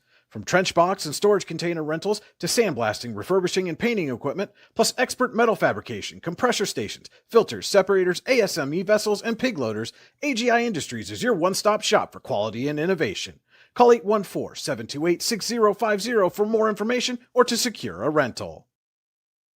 Back here at Cochranton High School and high school football on the YDL Sports Network. 7-0 Eisenhower, 2 minutes and 21 seconds until the break. And we just had Eisenhower stop a Cochranton drive with an interception, but then a big hit caused the penalty or fumble rather by Logan Penley. And now Cochranton's got the ball at the Knights 32, 2nd and 11. Cardinals just took their first time out of the game. Reverse here to J.J. Walker. And he's got some room on the side, but nice pursuit by the Knights defense. We'll put him down after a gain of about 2. It's the 7th different player to carry the ball in this first half for Cochranton. So definitely spreading the ball around. Garrett Irwin, Parker Schmidt, C.J. Shorts, Braden Williams, Walker and Nolan Carroll, and now J.J. Walker have all logged a carry here in the opening half. But long way running, just a yard on the gain, though, and now it's 3rd down and 10 at the Knights 31-yard line. You kind of hope he could have made that play and kept them in bounds. Yeah, kept the clock running. Pass outside, almost intercepted by Hudson Haight. And Haight, good on him for being where he's needed to be tonight, but he's had a couple opportunities, one for a touchdown, and honestly, that might have been a pick 6 right there, and he got that one. So 4th down and 10. Knights will take the 4th down, but a missed opportunity there. Nobody would have caught him. No, he had a running start, and but nonetheless, 4th down and 10. Still 2 minutes remaining. All 3 timeouts, and if you're going to get the ball, you're actually going to get it about where you were at the fumble, so it's still not out of possibility to do something, but got to get a stop here first. Carroll hit from behind, ball's loose. Picked up by the Knights. And not on Nolan Giesing with the fumble recovery now. So big defensive first half for Nolan Giesing. He's got a fumble recovery and an interception. Didn't see who made the initial hit here. I missed the nationally broadcast games where you always get a replay. I got no replay. I'm not sure who made the sack, and I hate to not mention them, but whoever did a great job there. And not only do the Knights get the stop, they get the ball up at the 45, and now you're thinking maybe you can do something with it here. Still 1:55 and 3 timeouts. And for Cochranton, if you can somehow get to the half down 7-0, you got to feel pretty okay about it, considering that's 3 first-half turnovers for the Cardinals. 1st and 10 at the 45 now. Jacob Zach's in the shotgun. He's thinking throw, and he does throw, and it's complete to Penley. Penley's got a first down, which will stop the clock. Gain of a dozen, and a Tionesta Builder Supply first down for the Knights. See, I don't understand the logic with Cochranton on 4th down. If they throw a pass and incomplete, they're going to get the ball up here. Yeah. If they punt it and get the ball, and he goes into the end zone, they're going to get it on the 20. Yeah. So it's Play the real, field position play game, the field position especially game with this with amount only, of time left. with 2 minutes left or whatever, how much, but then you run the risk and you fumble it, and here's where you are. You're in their territory already. Still 1 minute and 20 seconds, clock running. Jacob Zach's going to pass again. Throws. This one's caught. Complete touchdown, Ollie Boozer. The junior on the slant pattern takes it 42 yards for the score, and Eisenhower has a 13-0 lead with 1 minute and 13 seconds remaining in the opening half.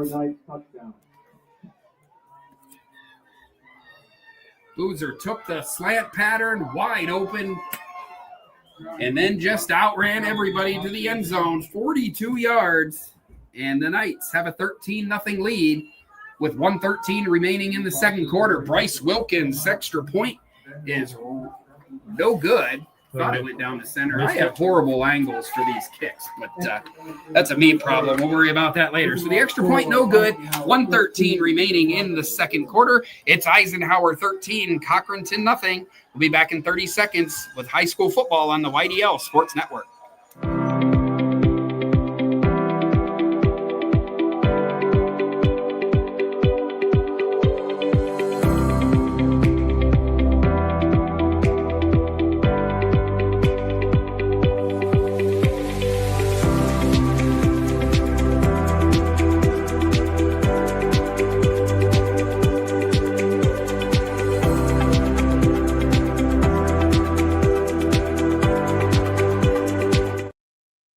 Back here at Cochranton High School, the Eisenhower Knights have just extended their lead to 13 points.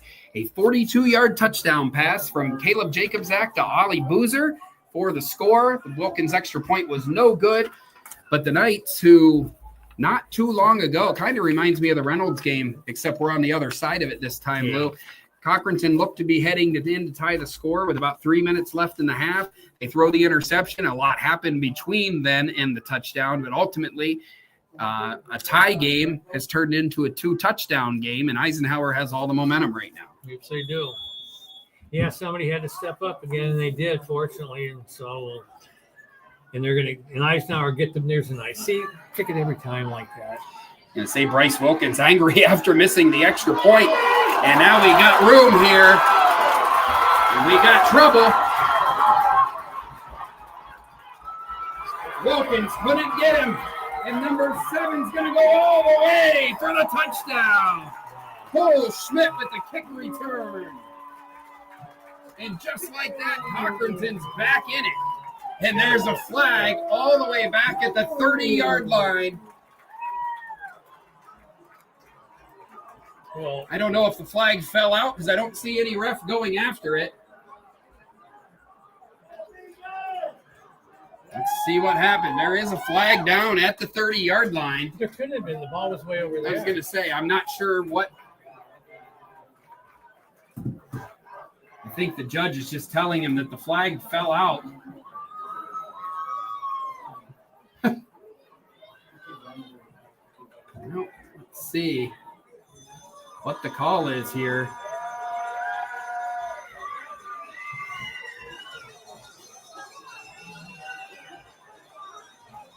And it is a personal foul on Cochranton. And that touchdown will come off the board. What a huge play. Huge momentum-changing play. Cochranton sidelines and stands irate. And Lou, like you said, that flag was on the opposite side of the field from I was watching the ball. I was watching the ball, and I'm not sure what happened there. It must have. Let's see. He said a personal foul. He didn't say what it was. Don't know if it was an illegal blindside. I don't know how it would be with where the ball was. So I have no idea. Yeah, and I can even hear it from the Cochranton stand saying the ball was on that side of the field. And again, we're obviously covering the game for Eisenhower, so we have a little skin in the game. But there's been some calls against both teams, and that one is huge. That took 6 points off the board for Cochranton. Garrett Irwin, or rather Cole Schmidt, had the 80-yard, or rather 90-yard kick return, and instead, and now they're going to break it down the sidelines anyway. Giesing made the hit all the way down at the 48-yard line, but that's a 33-yard gain. What a chaotic end to this first half. Still 48 seconds left and the ball up near midfield. A Tionesta Builder Supply first down for the Cardinals on their biggest play of the game. It's happening quick here, Lou. We had a pretty slow first part of the game, and now since the interception by Giesing about 4 drives ago, it's been constant big plays here. Bryce Colson was coming at Noah Carroll there, and Carroll had to get rid of the ball quickly and dished off incomplete.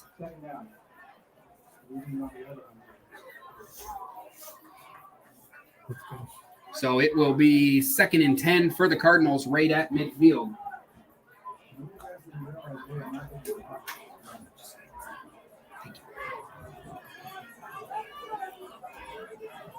So the Cardinals had the kick return called back, then had a big 33-yard pass play to Parker Schmidt, and now need another big play. There's the throw up in the air, almost intercepted by Hudson Haight again, and Haight is...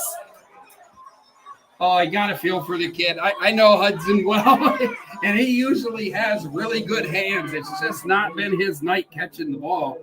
At least 2 of them have been on defense, so he's still getting the pass knocked down, but knocks it down, and instead of the turnover, they still get 3rd and 10 at midfield, but gives Cochranton another chance here.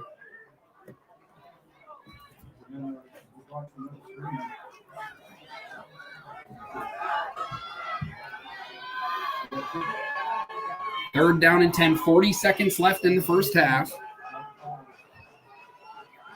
Noah Carroll rolls to his right, looks for a receiver down the field, and then in and out of the hands of the freshman, J.J. Walker. And now you probably have to think punt here. 34 seconds left. Eisenhower, give them the ball at midfield. They'll have a chance to make something happen. So there has been several times in this game where Cochranton's appeared to have gotten back in it, and either by penalties or just errors. And it looks like they're going to go for it, which, again, Lou, surprises me from midfield. If you give them the ball here, Jacob Zach's got a cannon, and the Knights have 3 timeouts. So if you don't convert here, you are giving the Knights an offensive chance. 4th and 10 from the 50. And I hope if they throw it deep, I hope he doesn't catch it. And instead it's a sack, and with 28 seconds until halftime, the Knights will take over on their side of the field. Gavin Lindemuth with the sack. 3.5 on the year for him now. And again, get a ball. That's what you struggle with right there, is the decision to go for it ends up giving the Knights the ball on the Cochranton side of the field at the 49-yard line. So again, now another. You're putting your defense into the last couple some bad situations to where they're for sure. We saw what happened. It wasn't too far behind or too far ahead of this part of the field where the last touchdown came from on the slant pattern. And again with the ball now, you got 3 timeouts left. If they can punch another one in, we get the opening kickoff. Yeah, you could be down 4 scores. We could be in the mercy roll.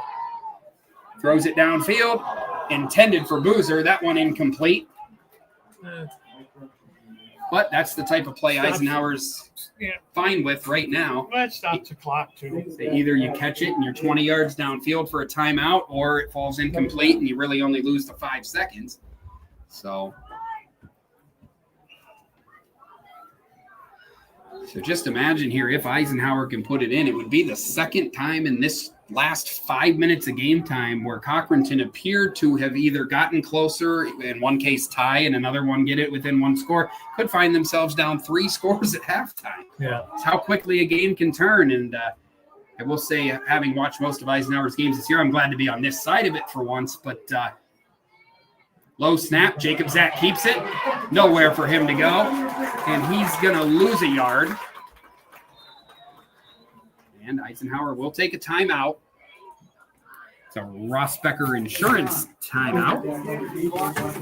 Rossbacker Insurance Group, with locations in Corey, Northeast, and Seneca, strive to deliver a personal and beneficial experience to its customers while providing a great place to work for its valued team members.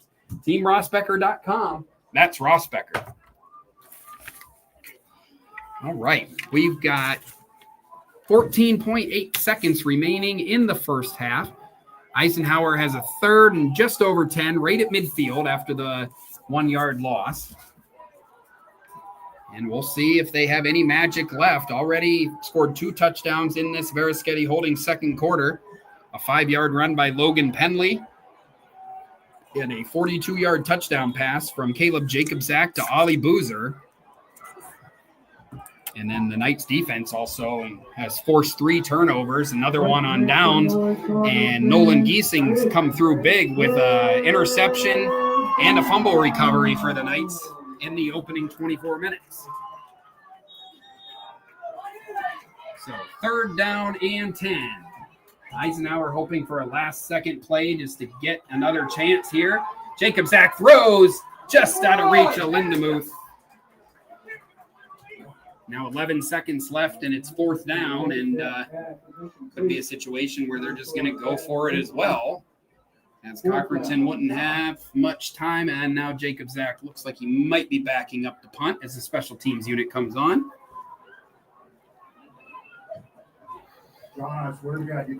Yeah, I'd be punting here. Don't make the... So Penley is going to kick, or Jacob Zach rather is going to kick, and it's probably don't want to give him a chance for a return. We saw what they did on the kick return. Almost blocked. Straight up in the air. That'll roll. It'll take a Cochranton bounce and may run out the clock. 0.2 seconds left on the first half clock. That shouldn't happen. And the ball down around the 15-yard line, if my depth perception is... And nope, they are going to say it's halftime. Yep, so they will let those last 2 tenths run off.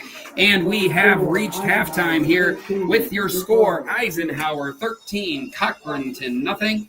When we return after this quick break, we'll have the Allegheny Grill of Foxburg halftime show.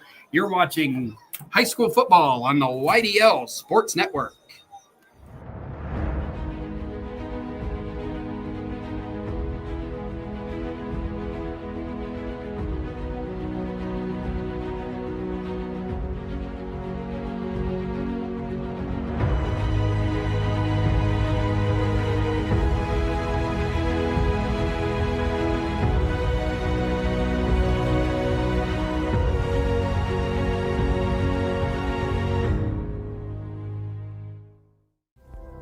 Discover radiant beauty with Healing Beauty by KJ. Our natural, cruelty-free skincare line harnesses the power of nature to nourish and rejuvenate your skin. From hydrating serums to soothing creams, find your perfect routine. Shop now at shophealingbeauty.com for exclusive offers and free shipping on orders over $50. Healing Beauty by KJ. Glow naturally. Shine beautifully. Icy Inc. Screen Printing and Embroidery offers screen printing and embroidery on apparel as well as on cool gear like backpacks, window decals, and engraved tumblers. We also specialize in team, business, and organization fundraisers. Check out our Icebox stores online at icyinc.com or give us a call at 814-688-0034. Let's meet, drink coffee, and design some cool shirts. Be cool, wear Icy.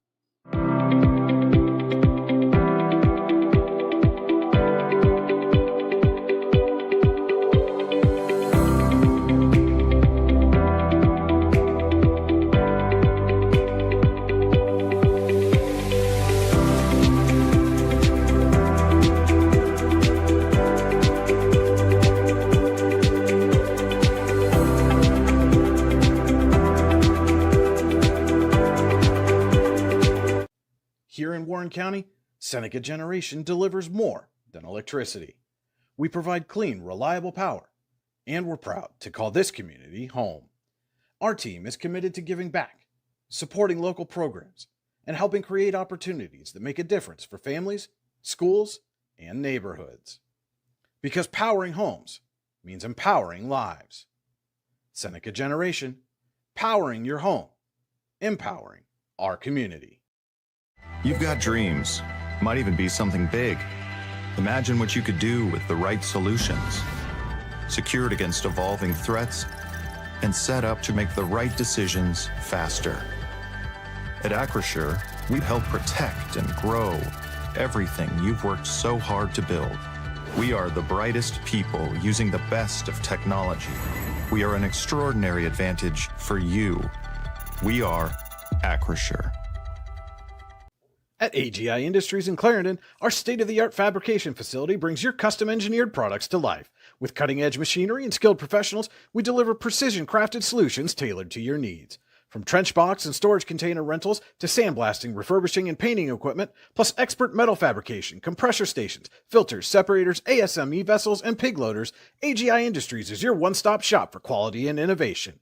Call 814-728-6050 for more information or to secure a rental. Back here at Cochranton High School for tonight's game between the Eisenhower Knights and the Cochranton Cardinals. Alan Siebert and Lou visit with you. 13-0 Eisenhower at the break. This is the Allegheny Grill of Foxburg halftime show. The Allegheny Grill in Foxburg, where you come for the food and stay for the view. Come check out the new indoor-outdoor wood frame event center. The Allegheny Grill was recently voted the #1 waterfront restaurant in Pennsylvania. Find out why at AlleghenyGrill.com. These are your Warren Forest High Ed Council halftime stats. The Warren Forest High Ed Council has been serving Warren and Forest counties for more than 40 years. Visit highed.com. So at the half for the visiting Eisenhower Knights, quarterback Caleb Jacobzak, 2 of 7 through the air for 54 yards with a touchdown. On the ground, Jacobzak has rushed 7 times for 48 yards. Logan Penley leads the ground game with 9 carries for 56 yards and the first score of the game. Nolan Giesing as well has a couple carries for 8 yards.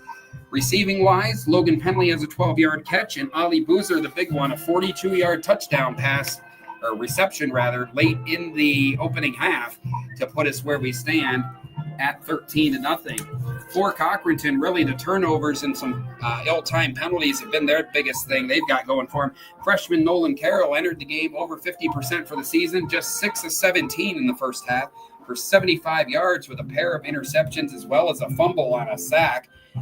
The running game hasn't had much going for it either. Braden Williams, 4 carries for 25 yards, leads the way for the Cardinals. J.J. Walker, the freshman, has 3 grabs for 27 yards. And Parker Schmidt caught a 33-yard pass late in the first half for the biggest play that the Cardinals have had offensively tonight. Those are your Warren Forest High Ed halftime stats. Take a look real quick at the Generational Wealth Management Scoreboard, world-class investment services, and internationally recognized insurance products from Northwestern Mutual, an industry leader. Find out more at gwn.nm.com. All right, Lou, where we stand with some of these D9 and D10 games surrounding the area tonight? The first score we see, Brookville is leading Bradford 49-27.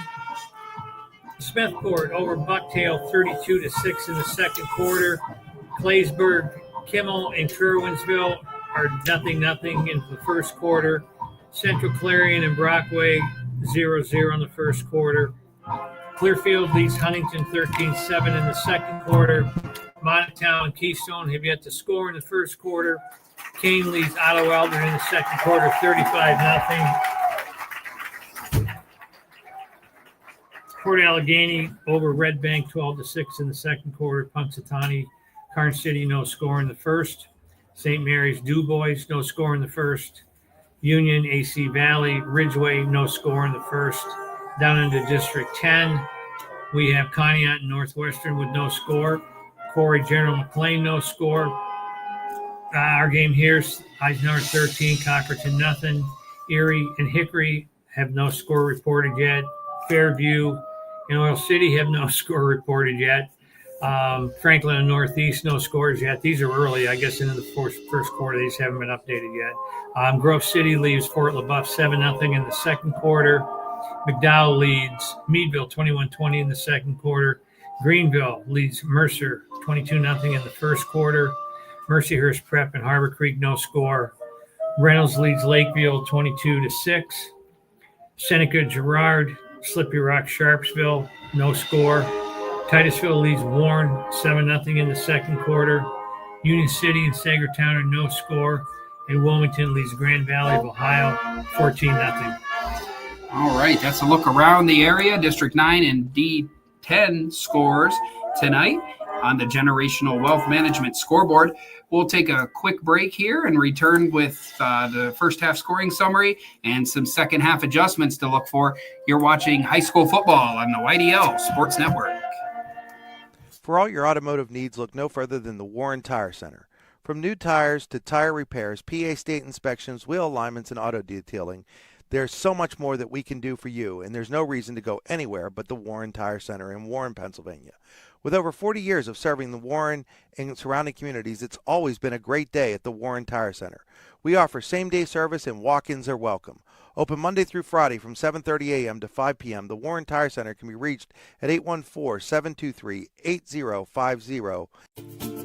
When most places start preparing for a long winter's nap, we start living our best life. The mountainsides burning with color ignite something inside that now is the time to embrace what's around us.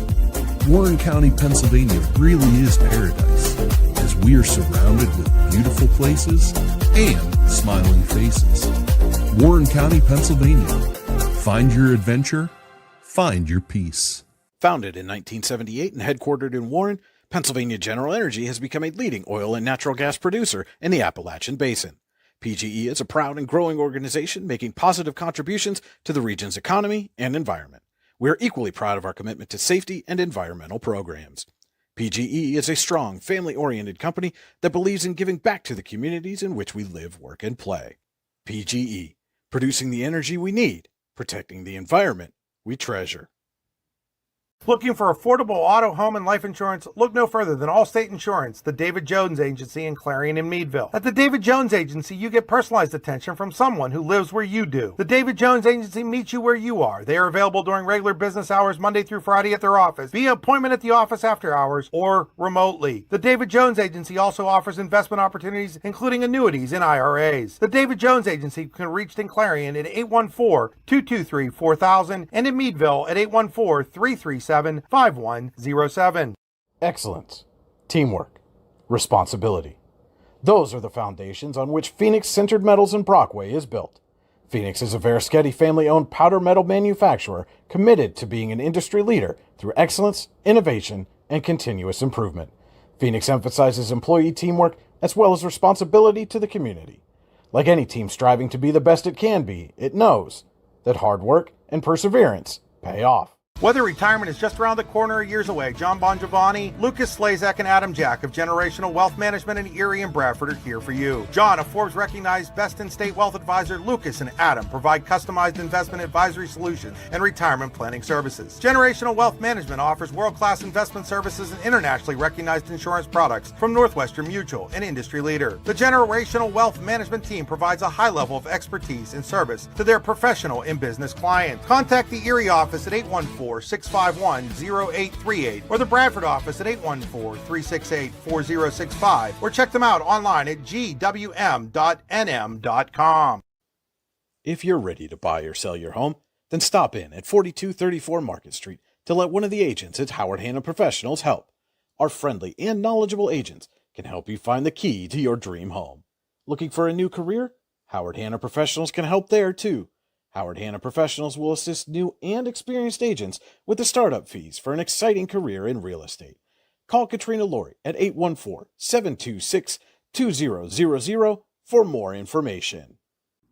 Make 2025 the year you take the next step in your career with the Clinical Medical Assistant Program or Professional Development Seminars at the Warren Forest High Ed Council. Learn how to make college affordable at the Financial Aid Seminar or grow your personal skill set with Fall Country Brunch and Event Planning Made Easy classes. Go to high-ed.org or call 814-723-3222 to register. The Warren Forest High Ed Council, your access to lifelong learning. Back here at Cochranton High School with high school football on the YDL Sports Network and the Allegheny Grill Foxburg halftime show. Take a look now at your Hunter Station Golf Club scoring summary. Score a great round of golf at Hunter Station Golf Club just outside of Tionesta, hunterstation.com. Scoring summary pretty easy in the opening quarter. Both offenses stuck in the mud, no scoring on the board. First score of the game came with 9:45 remaining in the second quarter when senior Logan Penley scored from 5 yards out.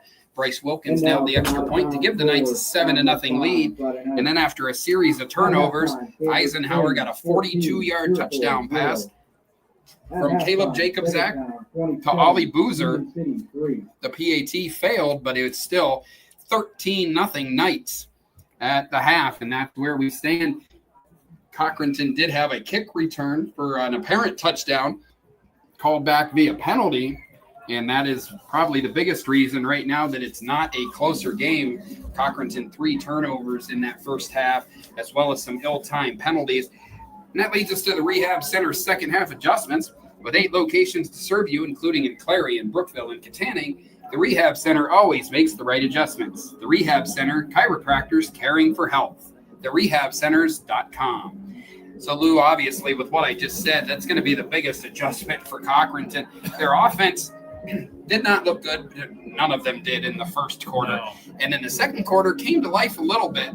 Had some explosive plays, but ultimately it's the turnovers and the penalties that are the biggest difference in this game right now. Yeah, neither team can afford a first quarter in the third quarter. And, I'll go to my grave saying the next 4 minutes of the third quarter are very important in the second half. And with Eisenhower getting the kickoff, and they moved the ball well the last, like I say, Cochranton has put themselves in some bad positions by just some of the play calling and decisions that they made by not punting on there and giving Eisenhower the ball, came back and score, an interception, a turnover, come back and score.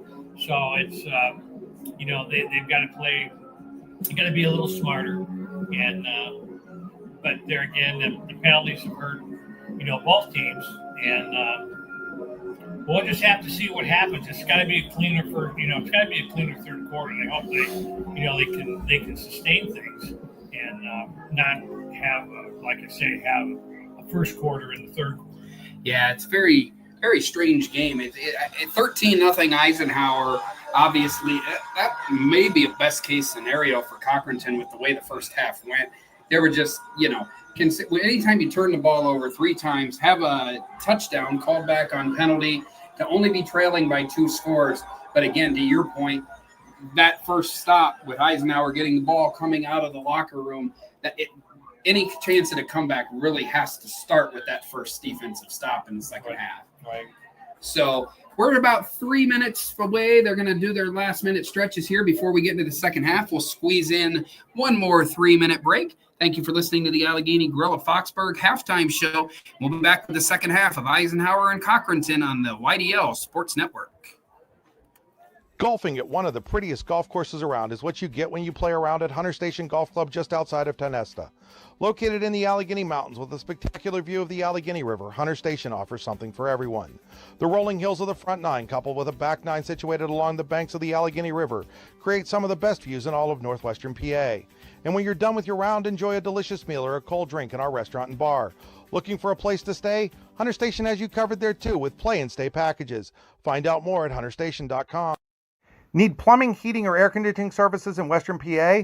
Then call Luton's Plumbing, Heating, and Air Conditioning in Clarion today at 814-226-8695. At Luton's Plumbing, Heating, and Air Conditioning, we believe that a service-oriented business like ours should give you quality care and a quick response time. That's why we stand on our promise, offering you reliable 24-hour service that gets your job done right when you need it.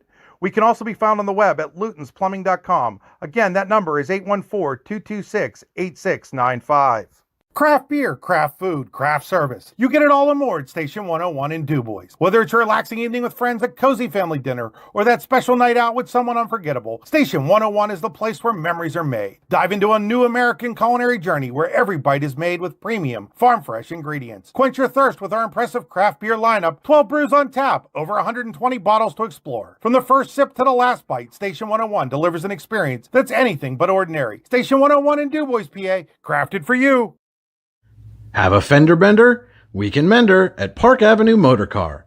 Bring your vehicle to Ron and the crew at Park Avenue Motorcar, 7 South Carver Street in Warren, or call 814-726-9728. Park Avenue Motorcar, proudly serving Warren County for 30 years. Wise Eyes of DuBois and St. Mary's are premier eye care facilities here in our Tri-County area. Their offices and eye care team are dedicated to providing excellence in patient care, eye education, and optical services. Dr. Greg Lineski is a leader in clinical eye care involving eye and vision disorders. Dr. Lineski takes the time to explain the results of your eye exam, describes your options, and listens to your eye care needs, because maintaining good eye health is an ongoing partnership at Wise Eyes of DuBois and St. Mary's. Are you transporting steel or other unique products? Then you need to check out Oil Country Crates. Oil Country Crates supplies certified wood crates or pallets for shipping steel and other products.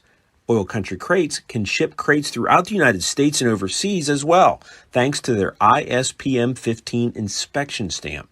Oil Country Crates is dedicated to providing prompt and reliable services to all of its customers while abiding to all shipping regulations. Find out more at oilcountrycrates.com. Oil Country Crates, your products, our protection. All right, back here at Cochranton High School. High school football on the YDL Sports Network. Alan Siebert and Lou Vizza with you. Ali Boozer just recovered a short kickoff for the Knights, returned it a few yards up to the 40-yard line, and that sets us up for the Acrisure third quarter. Acrisure, with a location in DuBois, is the official insurance provider of your daily local and the YDL Sports Network. Find out more at acrisure.com/Mid-Atlantic. All right, Lou, so Eisenhower has a chance to do what we talked about in the pregame. You got your opponent down, and it's time to step down a little harder. Don't let them off the mat here. Yeah. They'll start this drive at their own 40-yard line.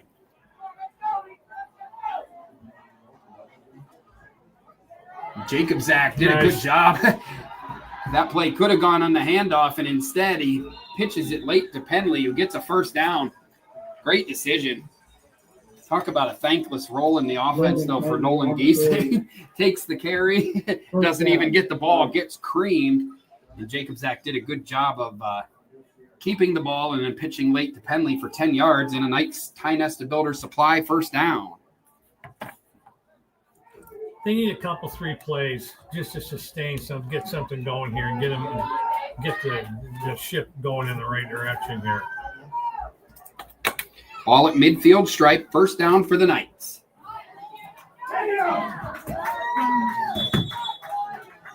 Jacob Zach, I believe, on the keeper. I take 5 on the quarterback sneak. Yeah, picks up 5 yards. Second down and medium for the Knights. Jacob Zach on the keeper. Jacob Zach had a touchdown pass to Ollie Boozer in the first half, ran for 48 yards, putting him over 500 yards for the season. As the 3-1 Knights look to finish off a 4th straight victory here before jumping back into region play against Union City next week. But right now, the Cardinals are the opposition. There's the handoff to Giesing. Fumble. Ball on the ground. I think the Knights got back on it. Yeah, he got it. He recovered it. Nice job defensively to reach in there. And Giesing almost gave one back. He's taken away a couple tonight. He had a big pick down and kept the Cardinals from tying the game in the second quarter, and then recovered a fumble on a sack right before the second Eisenhower touchdown. So obviously a lot of game to go, but Nolan Giesing, our lead runner for the Icy Inc player of the game with the huge defensive plays. We've kind of hit all areas with the player of the game this year. We gave it to special teams last week, offense the first 2 games, and now the clubhouse leader is a defender here. Jacob Zach, all by himself, and again, you said you'd take 5 on a QB sneak. How about 9? All the way down to the 30-yard line. Just did a little reverse pivot and went off tackle, and there was a nice hole there. Yeah, So, there- and again, you know, you're not only managing the clock, you're managing down and distance, and you know, you get. I like to see him run the clock down about 5 or 6 minutes, and culminate it with a score. And you've had the quarter almost for the whole, for over half of the quarter. Yeah, already a couple minutes of that clock off, and now Cochranton's going to get Eisenhower rather is going to get a free set of downs. Cochranton in the neutral zone, 5-yard penalty, and a first down and 10 at the 25. So.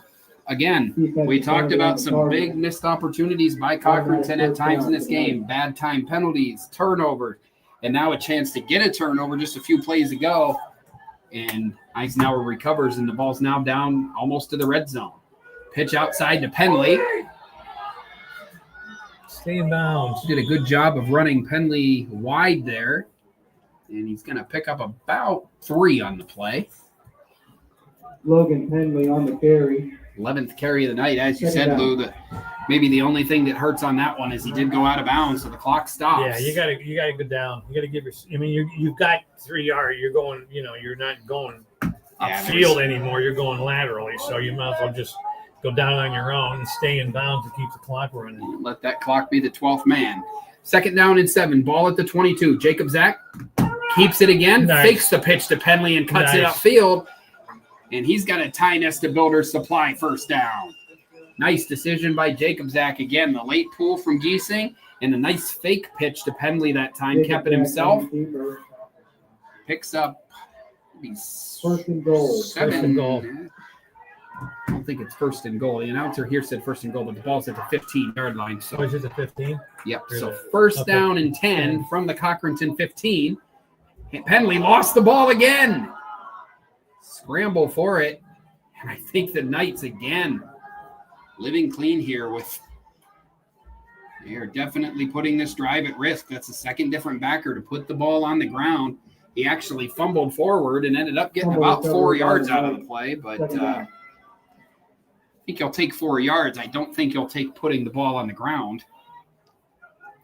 8 minutes and 48 seconds remaining in the Acrisure third quarter, though, and if they can finish this off with a touchdown, you will have checked all the boxes. First 4 minutes of the second half, extend the lead.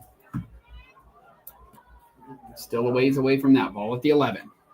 Jacob Zach gives to Penley. Penley's got room. He's got a load. Easy for me to say. He's got a path to the end zone. Logan Penley's second touchdown of the night. This one from 11 yards out. And the Knights have a 19-0 lead against the Cochranton Cardinals.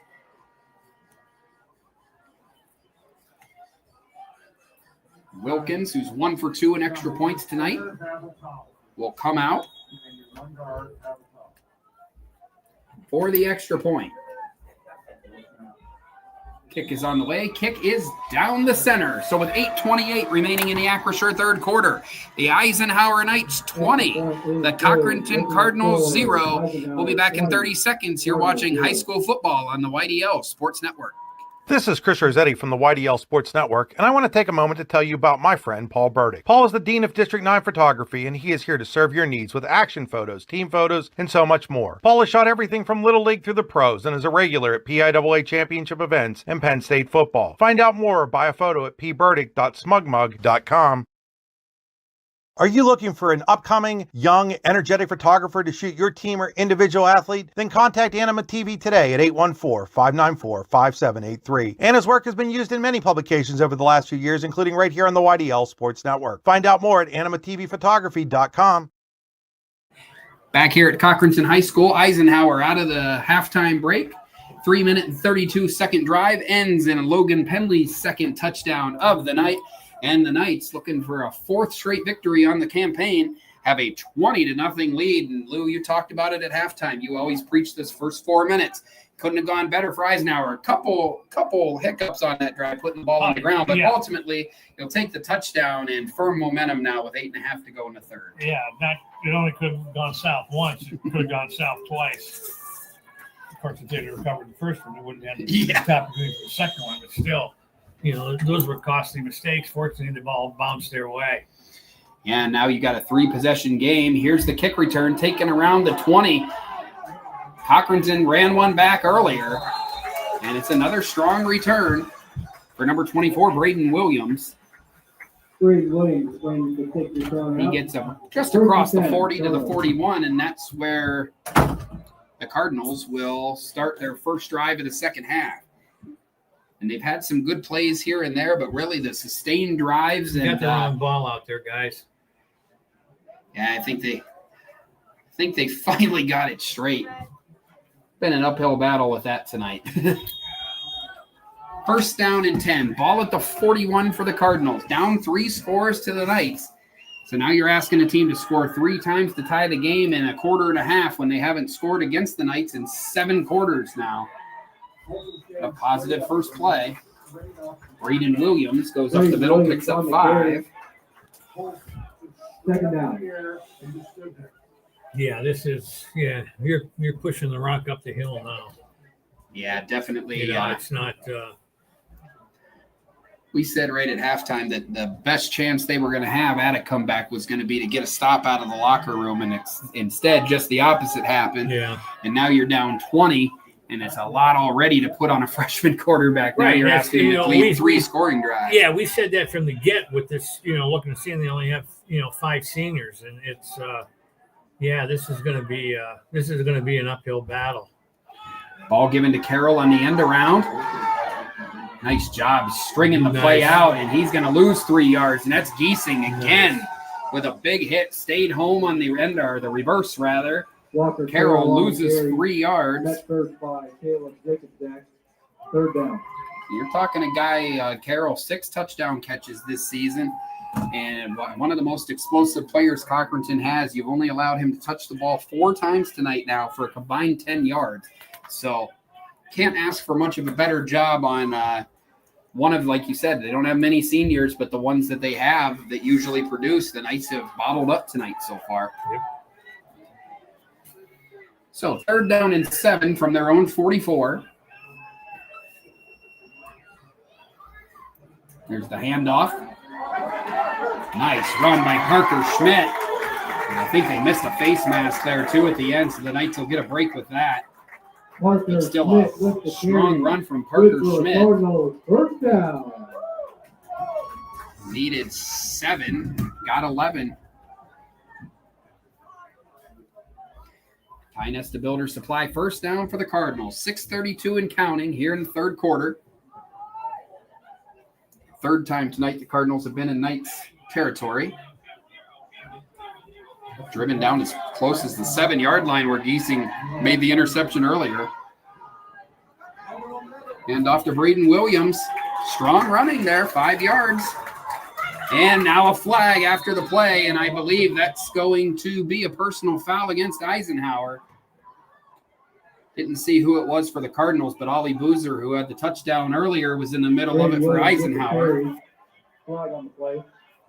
You said in the first half, Lou, it was going to get chippy. You could see it from up here. And now as we've gotten into the second half, it is starting to turn into just that. Let's see if this is personal foul on the Knights or if it's going to go both ways. Personal foul, and it's on Eisenhower. So 15-yard penalty, and now personal foul on Cochranton. Never mind. Cochranton fans were happy they finally got a call. You could hear them say finally. And the referee kind of deked them out there and then called it on them too. So it can't be 1st and 5. You got to go. Yeah, it's going to be, I believe that'd be 2nd down and 5. They just got the 5-yard play on 1st down. So it's like the penalties never happened. Or do they replay the down altogether? No, it's dead ball. So the play still counts. 2nd down and 5 from the Eisenhower 40. It's a handoff. Strong running for number 32. Parker Schmidt, freshman as well. Gain of 3. It's one thing you can say for this Cochranton team. Obviously, I said in the pregame, they went 1-7 a year ago. Already won 3 times that this year. And they've got a lot of young talent. Most of the players making the plays for them offensively are freshmen right now. J.J. Walker, the receiver, Parker Schmidt in the back, and then Noah Carroll, the quarterback. So future's bright for the Cardinals. They're just going to unfortunately take some lumps against teams with more experience right now. Give the ball to Walker Carroll. Carroll puts his head down and gets very close to a first down.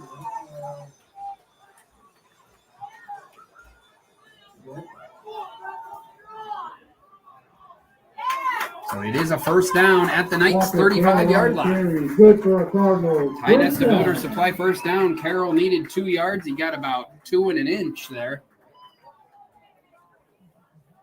But the Knights here at least making them earn it. Take some time off the clock. This drive approaching 4 minutes already as we go under 5 minutes to play in the Acrisure third quarter. Yeah, they've made plays. You're right but it's like I say, this is it's going to be tough. But the good thing is they're running clock. Another strong run for Braden Williams right up the middle. He's got another Tionesta Builder Supply first down. Williams has probably been the Cardinals' most consistent runner tonight, and now a little tempo from the Cardinals. 1st and 10 at the Knights 25, and they're already on the line. Late substitutions for the Knight defense. They give the ball to Williams. Not a lot of room there, and he's slammed to the ground. Logan Penley made the tackle. No gain on the play. Williams with the last 2 carries. Second down. 4 minutes and 14 seconds to play in the third quarter. Eisenhower 20, Cochranton nothing.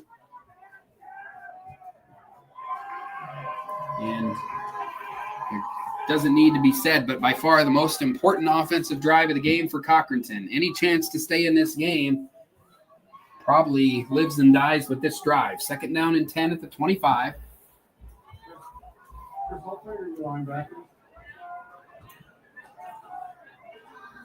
Nice. Shovel pass to Williams. And he's got and a late flag comes in.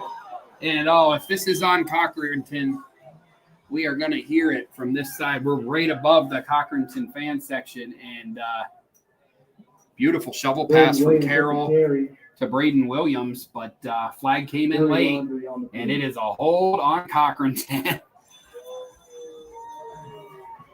A little more subdued than I thought it would be, but they haven't really seen them.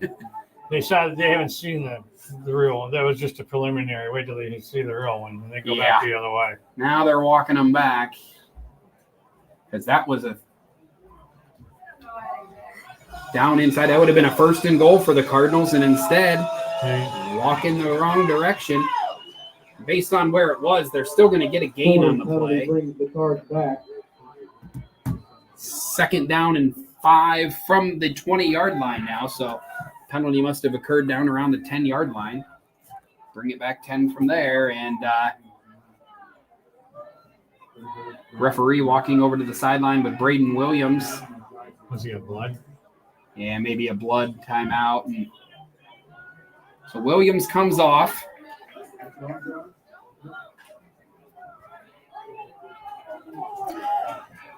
So 3:39 left to play in the third quarter. Despite the hold, it's still a positive gain. 2nd and 5 for Cochranton from the Knights 20.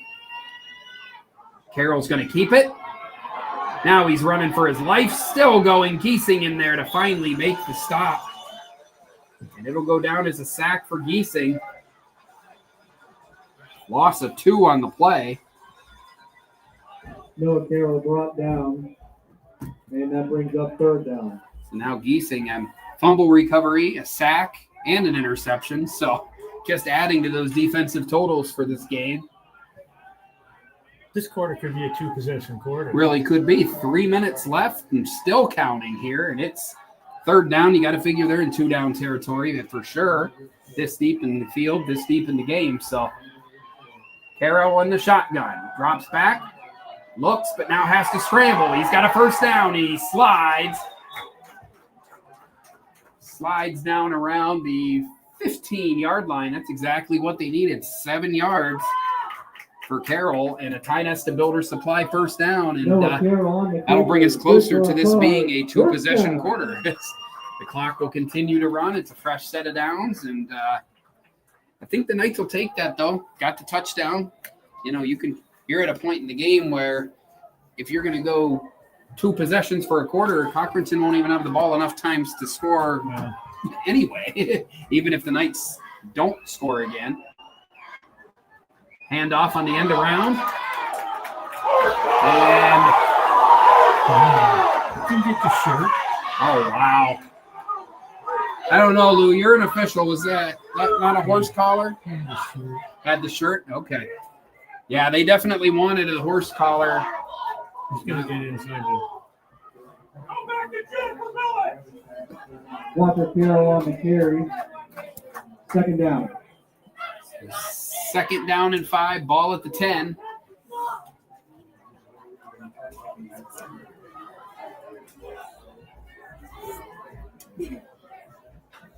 And Cochranton here, this is just about as close as they've been tonight. They got down to the 7 earlier before Giesing came up with the interception. The Knights will need another big play here. There's the handoff to number 32, and now a flag comes in. And I don't know, Lou, that one might be in the area of holding too. Walker Smith with the carry.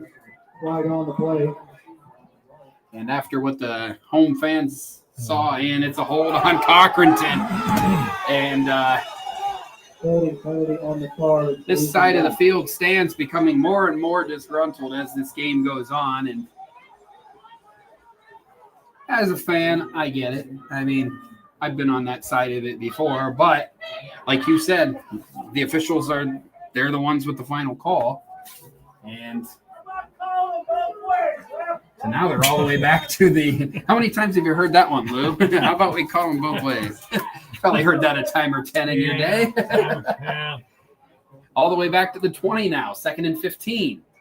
Carroll's back to pass. Could have been another holding call there, and now we have a late flag. And that may be a personal foul on Cochranton now. After the play, gain of 5. Didn't see who made the catch. I believe it was personal foul on Cochranton.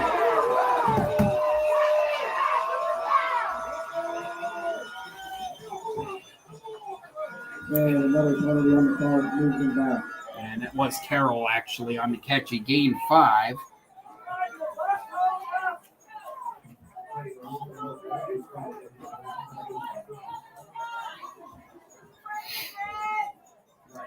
One minute, 4 seconds left in the Acrisure third quarter. And now it is 2nd down and I don't know. Let me get out my calculator. I'm just going to say 33-yard line. So got to get to the 5. So 2nd and 28 for the Cardinals. Ball's back at the 33-yard line.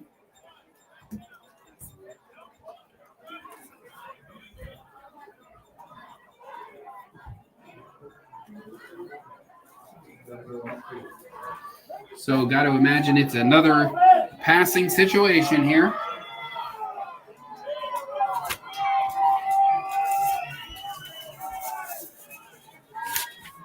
Noah Carroll in the shotgun.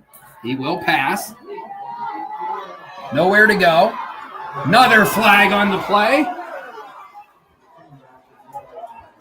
And I believe that's going to be another hold. Cochranton's going to be in the next county over here before long.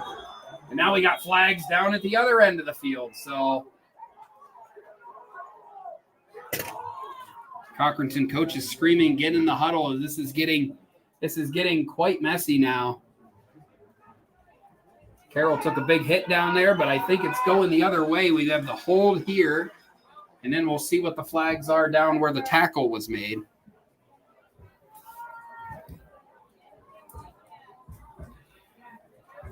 well, if it's what I'm thinking, and I'm not even going to speculate. If you got a hole back here and you got to maybe you have a face mask or something down here, they're gonna offset. Let's see what the call is here. Referee making his way over, making sure he's got it straight. That was the back judge, so we'll have to. See what's what. So, yeah, Cochranton's backing up. So we've got a hold on Cochranton. And then a personal foul on Cochranton. So they're going to be back on their own side of the field here. They don't want to talk to him. They're not going to talk to him. No, I can see the assistant coach pointing them off. Say, talk to the head coach if you want to talk to anybody. They are all the way back. The first down marker is down at the 5-yard line. So you got a dead ball. You got a dead ball and a live ball. And it is. Right? The holds, and then if you got a personal foul down there, that would have been a dead ball, so you're penalizing both. That's a 30-yard penalty. So second down and 50. Unofficially. Second down and 50. I'm not misspeaking. You heard it right. They need to get all the way down to the 5-yard line. They're at their own 45. Final 24 seconds of this quarter. Carroll passes outside. It's complete. And a gain of 5 on the play. Complete to number 15, C.J. Shorts. Carroll pass complete to C.J. Shorts. And Lou, you called it. It's going to be a 2-possession quarter. Eisenhower touchdown. This drive currently almost 9 minutes long. And we'll get more into that after the break. The Acrisure third quarter has come to an end. The Eisenhower Knights 20, the Cochranton Cardinals 0. You're watching high school football on the YDL Sports Network. Whether retirement is just around the corner or years away, John Bongiovanni, Lucas Slazak, and Adam Jack of Generational Wealth Management in Erie and Bradford are here for you. John, a Forbes-recognized best-in-state wealth advisor, Lucas and Adam provide customized investment advisory solutions and retirement planning services. Generational Wealth Management offers world-class investment services and internationally recognized insurance products from Northwestern Mutual, an industry leader. The Generational Wealth Management team provides a high level of expertise and service to their professional and business clients. Contact the Erie office at 814-651-0838 or the Bradford office at 814-368-4065 or check them out online at gwm.nm.com. Excellence, teamwork, responsibility. Those are the foundations on which Phoenix Sintered Metals in Brockway is built.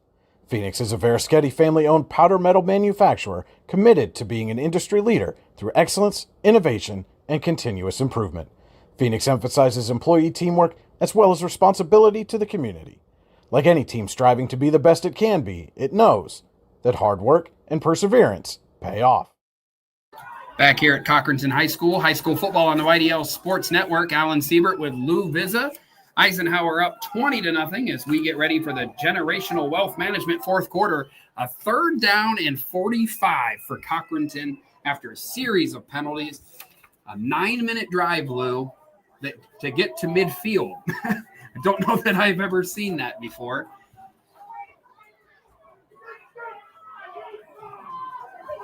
Head coach and the referee now barking a little bit. You're at the 10, right? Yeah, they need so they got to go 40. They got to go 40 yards. It was 50. What's it say on the scoreboard? Yeah, it should be 45. They need to get to the 5. The sticks moved. Well, that's what I'm saying. Yeah, the sticks are at the 10 now. It needs to be at the 5. It's at the 20 and. Oh yeah, the 20 and 10. The yard to gain needs to be the 5-yard line. Yeah, and that's not where it's at. Yeah, and now they've changed it on the scoreboard too. So apparently it should be 3rd and 45. Hopefully it won't matter, but yeah, it's just kind of been a circus all around in that part of the game tonight. Pass is complete and then flipped to 24, Braden Williams. Nice gain on the play, 17 yards. Nice hook and ladder there. Pass was complete to Walker, who pitched to Williams. Braden Williams. Williams ultimately gets most of the yardage. So would be 4th and 27. It's now 4th and 22 because the line to gain switched in between the quarters. Lou's face says enough. I wish you could see it. 4th down and 22. Ball at the 32-yard line. This drive started with 8 minutes and 38 seconds. It's going to end, and I believe, is that Hudson Haight? Yes. Hudson Haight finally gets his interception. That's the fourth time tonight, and now he limps off the field. Hope he's okay. Hope it's just a cramp. But Hudson Haight had a touchdown in his hands and 2 possible interceptions. Finally gets his interception. Great job by Hudson Haight. 4th turnover caused by the Knights defense tonight. And Haight's payment for that interception is an immediate cramp and a trip to the sidelines to get stretched out. But they can't take the interception away. So Poor kids had a tough game. Though in this game, I don't think anything's for certain. That drive started with 8:38 to play. The referee's not even turned around over here, and the game's going. The one on the near side to us was throwing the ball back to the line or to the ball boy and wasn't even watching when that play started. So Noah with the carry. 2nd and 5. I think at this point it's just best for everybody to finish this up and get out of Dodge. Yeah, it's That drive for Cochranton, I've said a few times, started with 8:38 remaining in the 3rd quarter, went all the way to 11:15 remaining in the 4th quarter, and it ended outside the 30-yard line. So not even in the red zone by the time it was all said and done. Almost 10 minutes of game clock. Eisenhower offense hasn't been in a while. Jacob Zach keeps it. Nice extra effort. Picks up about 4. 3rd and short for the Knights now. Caleb Jacobsack with the keeper. Short of the line. Oh, we have a quick second. We'll remind you today's game is being brought to you in part by Healing Beauty by KJ. For all your hair, makeup, and beauty needs, visit Healing Beauty at 112 Pennsylvania Avenue West in Warren or at shophealingbeauty.com. 3rd down and 1. 9:44 to go. Jacob Zach keeps it again, and he gets to the outside, and he's got a lot of room. 1 man to beat. Still going. And Jacob Zach's going to go 75 yards for the touchdown. And the Eisenhower Knights add to their lead and make it 26-0. Lou, that's the time of the game where you want to put a dagger in things, and they may well have just done that. 9:31 to go. Wilkins out for the extra point.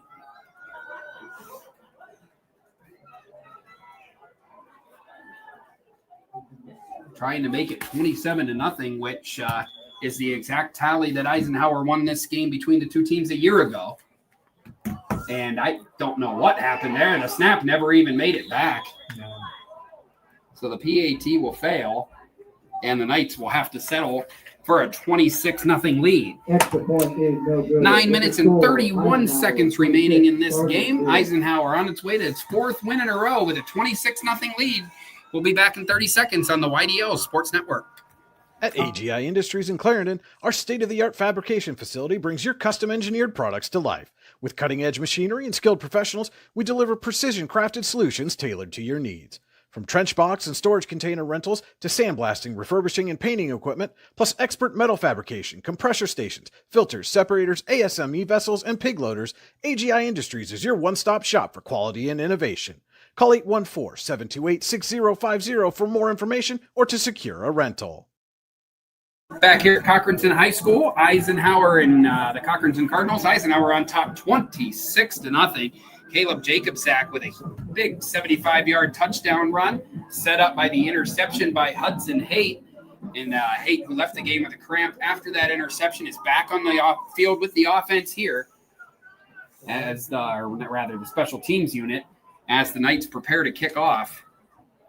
And Lou, probably the best chance at scoring all night that Cochranton's had is on the kick returns. Had a couple nice ones. They've had a couple nice. Well, they ran one. Yeah, one back for 90 yards before the penalties. So I don't.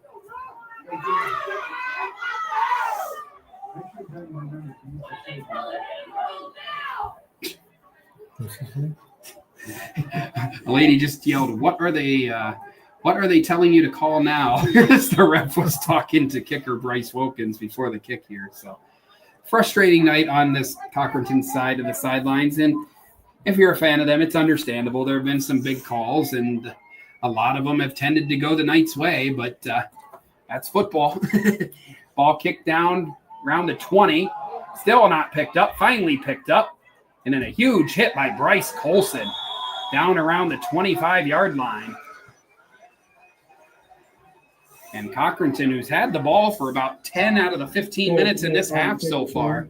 Brought down by number 50, Bryce Colson. It's really a funny part of football, Lou, is on the time of possession, Cochranton's had the ball about 70% of this half, but finds himself down 13-0 in the scoring for this half and 26-0 for the game. So I think Eisenhower right here, if they make Cochranton take as long as they did on their last drive, the game will be over.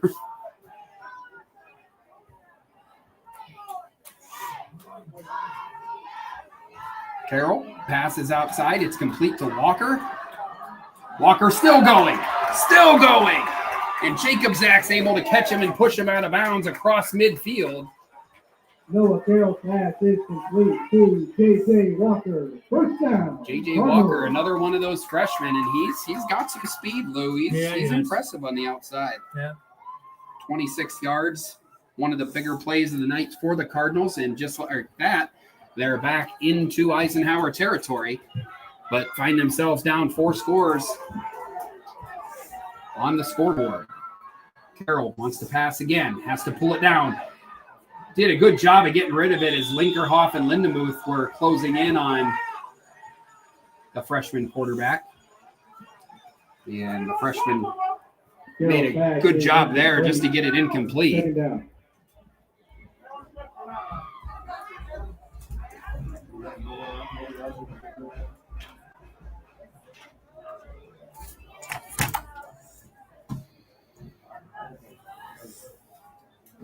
Well, they haven't quit. That's one thing. They can see that. You know, like I see, you've got the younger kids. If anything, they're going to learn is, you know, just keep playing. Yep. Things can, I've heard it several times from the stands. Keep playing. There's nothing you can do about it. No. You're not every game you're going to have a 2nd and 50, but today was that game, and you know, there's a tackle in the backfield. Grayson Linkerhoff with the stop.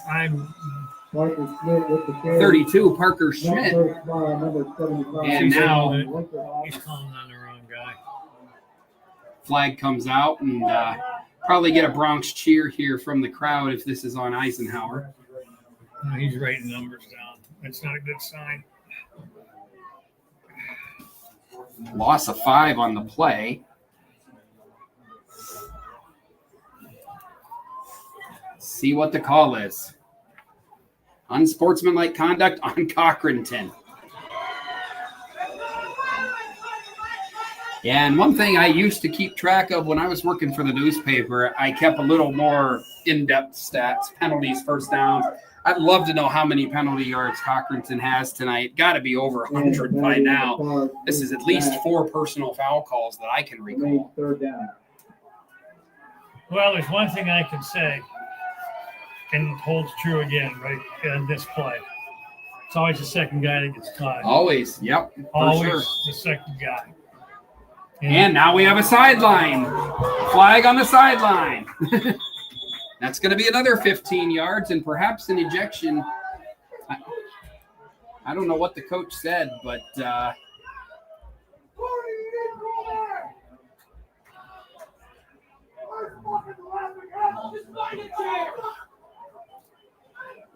see, this is just out of control. Yeah, gotten out of control here.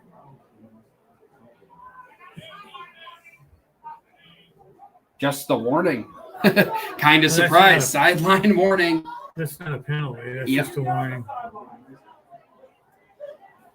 3rd down and 30. They had a 2nd and 50 on the last drive, so you never know what you're going to see on a Friday night, and that definitely holds true tonight. Ball at the 30-yard line.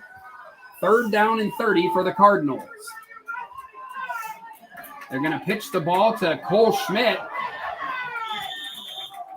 And we got extracurriculars going here. And now number 24 for Cochranton, Braden Williams, slammed Gavin Lindemuth to the ground, and we could have another personal foul.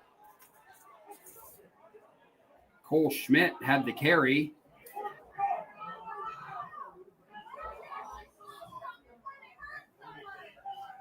Yeah, Cochranton unhappy with the call, but that one was completely instigated by the Cochranton players. So I don't know if this is the one they want to be on that hill with. Personal foul, Cochranton.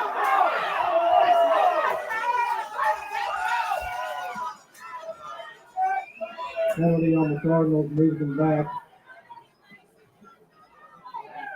It's a gain of 12 on the carry. Not that anybody will remember that now. Oh, just has that feel to it, don't it, Lou? You just want to get out of here. 8 minutes and 24 seconds left. Game's basically out of reach at this point.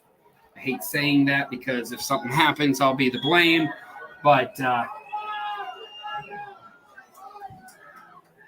so back to the 30-yard line. One would think with all these personal foul penalties, somebody has to have two. I was going to say, I thought 2 personal fouls is an ejection. I'm surprised we haven't seen anybody ejected I'm yet. just thinking, I mean, unless if you're picking, you can pick right. Then, but wow. 4th down and 32. Ball at the 30. And now we have a timeout called by Cochranton. It's a Rossbacker Insurance timeout. Rossbacker Insurance Group, with locations in Corey, Northeast, and Seneca, strives to deliver a personal and beneficial experience to its customers while providing a great place to work for its valued team members. TeamRossbacker.com. That's Rossbacker. Back in 30 seconds on the YDL Sports Network. Excellence, teamwork, responsibility. Those are the foundations on which Phoenix Sintered Metals in Brockway is built. Phoenix is a Verischetti family-owned powder metal manufacturer committed to being an industry leader through excellence, innovation, and continuous improvement. Phoenix emphasizes employee teamwork as well as responsibility to the community. Like any team striving to be the best it can be, it knows that hard work and perseverance pay off. Back here at Cochranton High School, where the Eisenhower Knights have a 26-0 lead over the Cochranton Cardinals with 8:24 remaining in the Generational Wealth Management 4th quarter. Eisenhower on its way to a 4th straight win.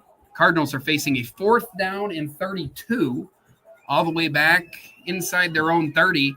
I've lost count of the number of personal fouls in this, even in this second half. But I wouldn't even put anybody back to return this punt. I just let it go over its head. Walker Carroll will punt, gets it away, and it goes out of bounds. In the bleachers.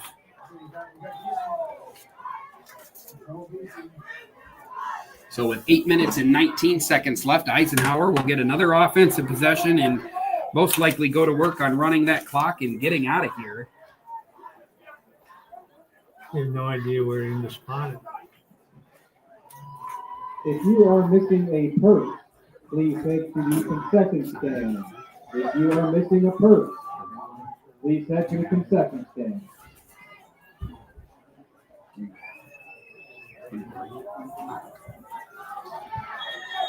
All right, so Eisenhower will start this drive at the 45-yard line.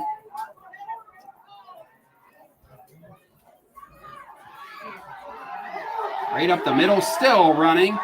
I believe that's Penley, 17 yards on the run. And a Tionesta Builder Supply 1st down. Logan Penley with the carry. Brought down by number 54, Austin Boozer. 1st down, nice.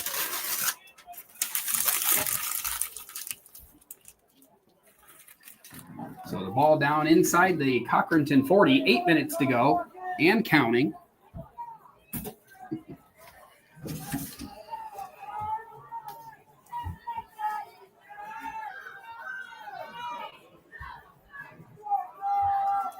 Well, at least they're using the clock, and they're going to use all 25 seconds till he puts his hand up, and they'll run the play. So that's smart. Jacob Zach again handing to Penley. Penley puts his head down and gets to the 35 for a gain of 4. And Eisenhower will take that the rest of the way. Just keep that clock moving. 7:26 to play. Knights 26, Cardinals nothing. Eisenhower trying to make it 2 straight shutouts against Cochranton. Cochranton had its chances tonight, got down inside the 10 a few times. One of those drives ended up back on their own side of the field before it ended. The other one, a Nolan Giesing interception, stopped the drive. They also had a kick return late in the first half that was called back. Jacob Zach hands to Giesing. And Giesing's got a gain of a couple. Bring up a 3rd down. Gain of 3 for Nolan Giesing. Nolan Giesing with the carry. We got 5 carries for 25 yards tonight, but really his biggest impact on the game has come in the defensive game. A sack, a fumble recovery, an interception, and that was when the game was not out of hand. It was 7-0 Knights. Cardinals were inside the 10, and Giesing came up with a huge interception at the time that kept the Knights in control of the game.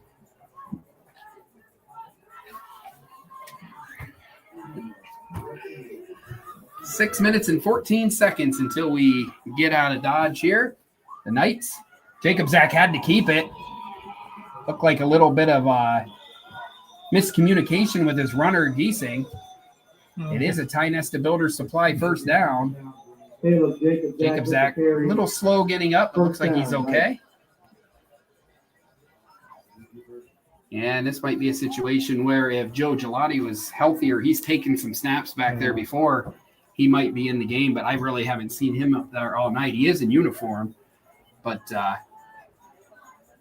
Jacob Zach's still out there. The ball's at the 25-yard line, and it's a Tionesta Builder Supply 1st down.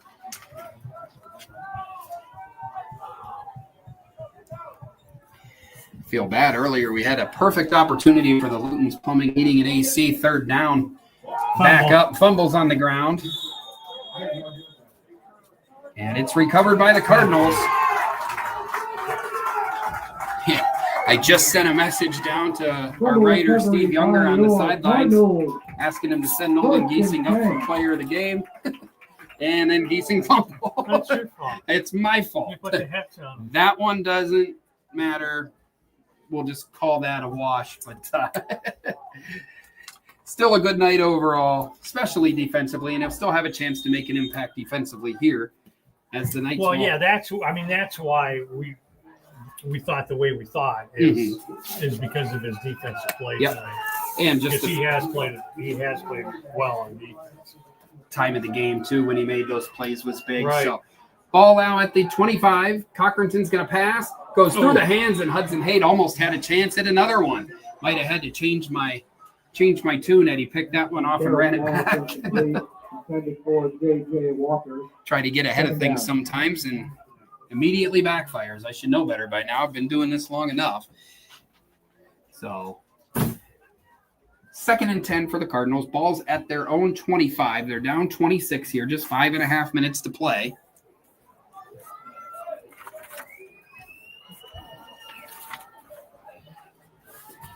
Good news for Cochranton on this drive so far is it's not more than 30 yards to the 1st down. That's happened on the last 2 drives. Yeah, they haven't had a penalty. There's a pass complete to Walker.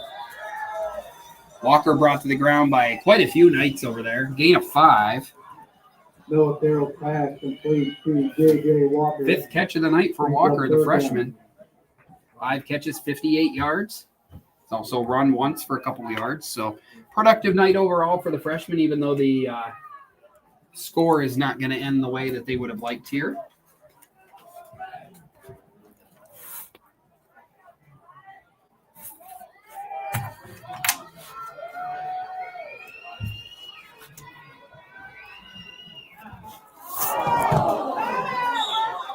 Big hit there. Giesing's helmet came off.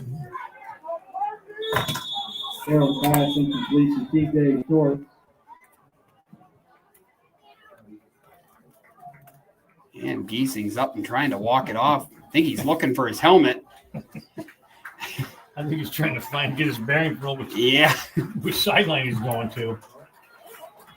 Incomplete pass. Yeah, he's played a great game on defense. Yeah, I hope he's okay to make it up to the press box after that hit. I basically put some bad juju on him.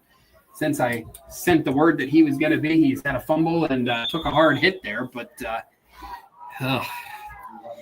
I'll be the bad guy in this situation. You can blame me. They'll take the win, though, at the end of the day. So 4:45 to play. Another fourth down for the Cardinals. Going for it. Throws the ball complete to Braden Williams, and Williams has got some room. Kicks it outside. He's across midfield. Across the 30, all the way down, inside the 20.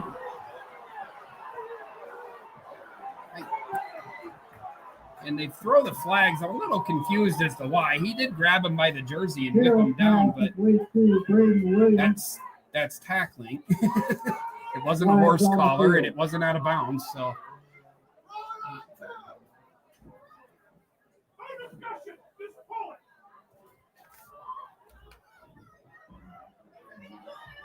Gain of 50 yards on the play by Braden Williams. Jacob Zach forced him out of bounds. And Cochran, they called it face mask. That makes a little more sense to me. I was going to say, I didn't see a horse collar. I saw an aggressive tackle. He grabbed him by the jersey, but not the back of the jersey that's required, back of the pads that's required for the horse collar. So the face mask makes a little more sense there. At this point, I don't know what they could call that would make this side of the stadium happy. It's been a long night for the Cochranton faithful. They're complaining about the horse. First face and goal. mask and horse. Yeah. It's the same It's distance. the same distance, same penalty. Distance. It's inside the 20, so it's half the distance. So Cochranton with another good scoring chance. They've been down here a few times tonight. Noah Carroll throws back in the end zone right through the hands of CJ Shorts. He had it wide open on the slant pattern, but it falls incomplete. That was Noah Carroll's 28th pass attempt of the night. Second down. So the freshman been extremely busy here. Our 17 pass attempts in the first half and 11 more here. It does have 3 interceptions tonight, though. Giesing had 1. I believe it was Hudson Haight obviously had 1. I'm trying to recall off the top of my head who had the other. What, interception? Yeah, there were 3 total tonight, but been one of those games, head spinning. There's been a lot of penalties and a lot of numbers being thrown around. So the number the Knights want to keep is 0. That's how many points they've given up tonight. And there's Giesing back in the game, so I guess he is okay. And a touchdown-saving tackle, Noah Carroll. Bring up a third down and goal from the 5-yard line.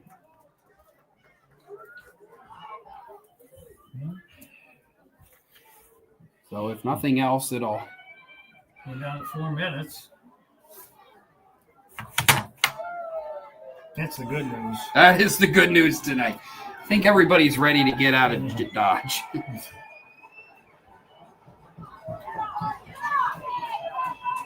Oh, my God. And there's a touchdown pass. Noah Carroll. He just missed. I thought he was going to jump that. Yeah, it looked like he was going to jump it too. And then instead, number 14, J.J. Walker, with the Cardinals touchdown, gets the Cardinals on the board with 3:42 left in this game. You know what that means? What's that mean? Onside kick. Onside kick. You know And some that- more you know big what that hits means? and big penalties. Yeah. Yeah, I don't know if that's good for anybody right now. So they are going to go for 2 here. It was a 5-yard touchdown pass with 3:42 to play. 11th touchdown pass of the season for Carroll. Walker's 6th catch. Hard running there by number 24, Braden Williams. He's got the 2-point conversion. 2-point conversion is good. Making our score, Knights 26, Cards 8. 3:42 left here in the fourth quarter. Eisenhower on top, 26-8. Take a 30-second break and be back on the YDL Sports Network.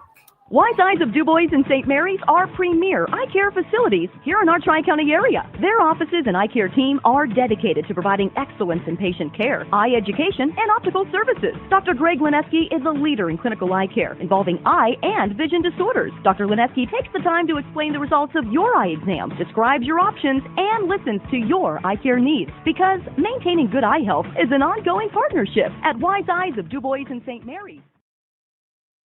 Back here at Cochranton High School, Alan Siebert and Lou Vizza bringing you a high school football on the YDL Sports Network. Cochranton just scored with a touchdown pass from freshman to freshman Noah Carroll to J.J. Walker with 3:42 left, 5-yard pass. 2-point conversion run by Braden Williams. And the Knights have a 26-8 lead and will most likely be facing an onside kick attempt here as the Knights try to run this game out. Here's the kick. Doesn't look like it's going to go 10 yards. Penley jumped on it anyway. Whew. Risky play, but Penley was sure enough to make sure it happened, and the Knights recover. It's one of those where it's like, no. Okay. Because the ball wasn't going to make it 10 yards, it didn't look like. No. But Penley jumped on it, so no harm, no foul. 3:41 to go. Cochranton down to 2 timeouts, still trailing by 3 scores. And the Knights are a first down or 2 away from improving to 4-1 on the season, matching their win total from a year ago where the Knights were 4-7. So Jacob Zach is under center. They've not thrown a pass in the second half. Probably not going to do it here either. Jacob Zach running outside. Staying bounds. And goes out of bounds. This is just... And more flag. There's got to be somebody ejected by now, Lou. This is just... They're going to have to do it just to prove a point at this point. Jacob Zach with the keeper. It's unbelievable. The amount. And again, the kids get emotional. Kind of understand that, but also... I think some of the blame has to lie in how this game's been officiated for why it's been able to get to this point. Another personal foul on Cochranton. I don't know how many that is tonight, but that's at least 7 or 8. And again, well, if it's 7 or 8, that's at least 120 yards. Yeah, I might have to, if I get some free time this weekend, which I never seem to have, and I'm going to the Pirates game on Sunday, so probably won't have much this weekend either. I'd like to go back and watch this tape and keep track of it a little closer, just for the entertainment, because I don't know that I've ever had numbers that big. Jacob Zach still waiting for the line or the back judge to raise his hand, even though the clock's not running. So, hand off to Penley. Penley picks up a couple, and his helmet pops off. So he'll be coming out for a play. Gain of 2, but most importantly, clock still running for the Eisenhower Knights. Brought down by number 88, Blake Kramer. Second down. So 3:11 to go. Don't see Cochranton using too many timeouts at this point in the game. They're probably just about as ready as we are to get out of here.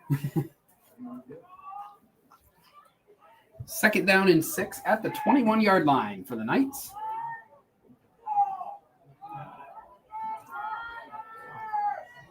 Jacob Zach gives it to Giesing, and that'll make it a little better for this. Giesing with the touchdown run, and now I don't feel quite as bad for putting the juju on him a minute ago. And we have flags again. It's on Eisenhower. And it's unsportsmanlike. Unsportsmanlike. Excessive celebrating, or whatever you want to call it. At least that's what I think it is, from what I saw.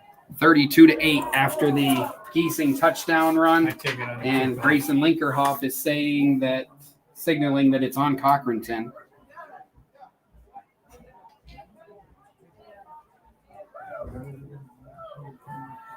Giesing with the 21-yard touchdown run, 2:43 to go. See what the flag is. Like you said, Lou, usually 2 unsportsmanlikes is an ejection, and this is 7 or 8 for the game now. Touchdown. Personal foul. Cochranton. on the kickoff. Oh, they'll take it on the kickoff. Yep, makes sense to me. Wilkins out there for the extra point. Huh.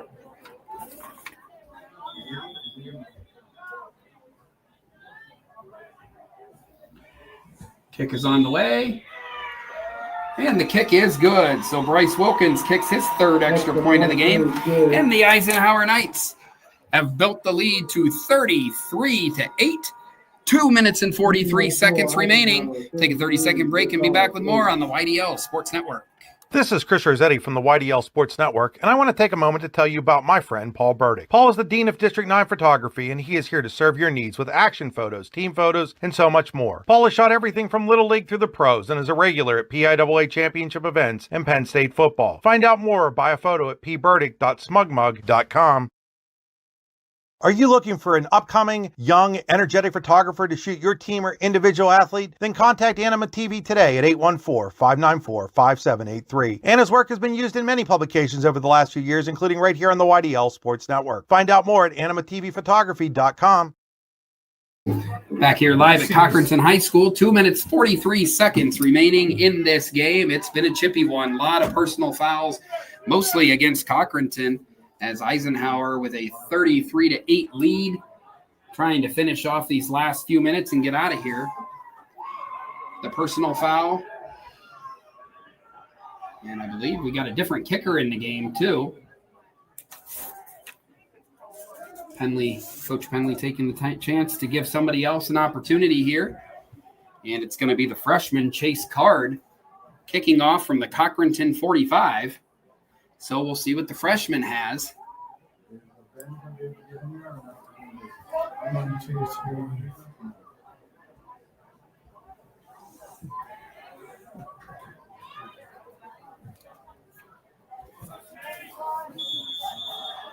Cards kick. Nice spiral rolls inside the 15 where it's picked up. Peyton Hammerbeck making the tackle there on number 7, Cole Schmidt. Gets down near the 35-yard line. Cole Schmidt on the kick return. 2:36 to go, and Cochranton will go back on offense.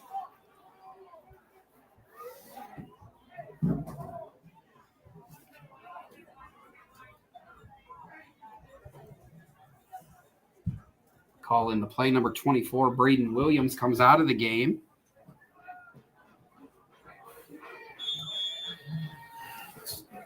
.236 to play. I feel like there's been about 4 minutes left in this game for about an hour now.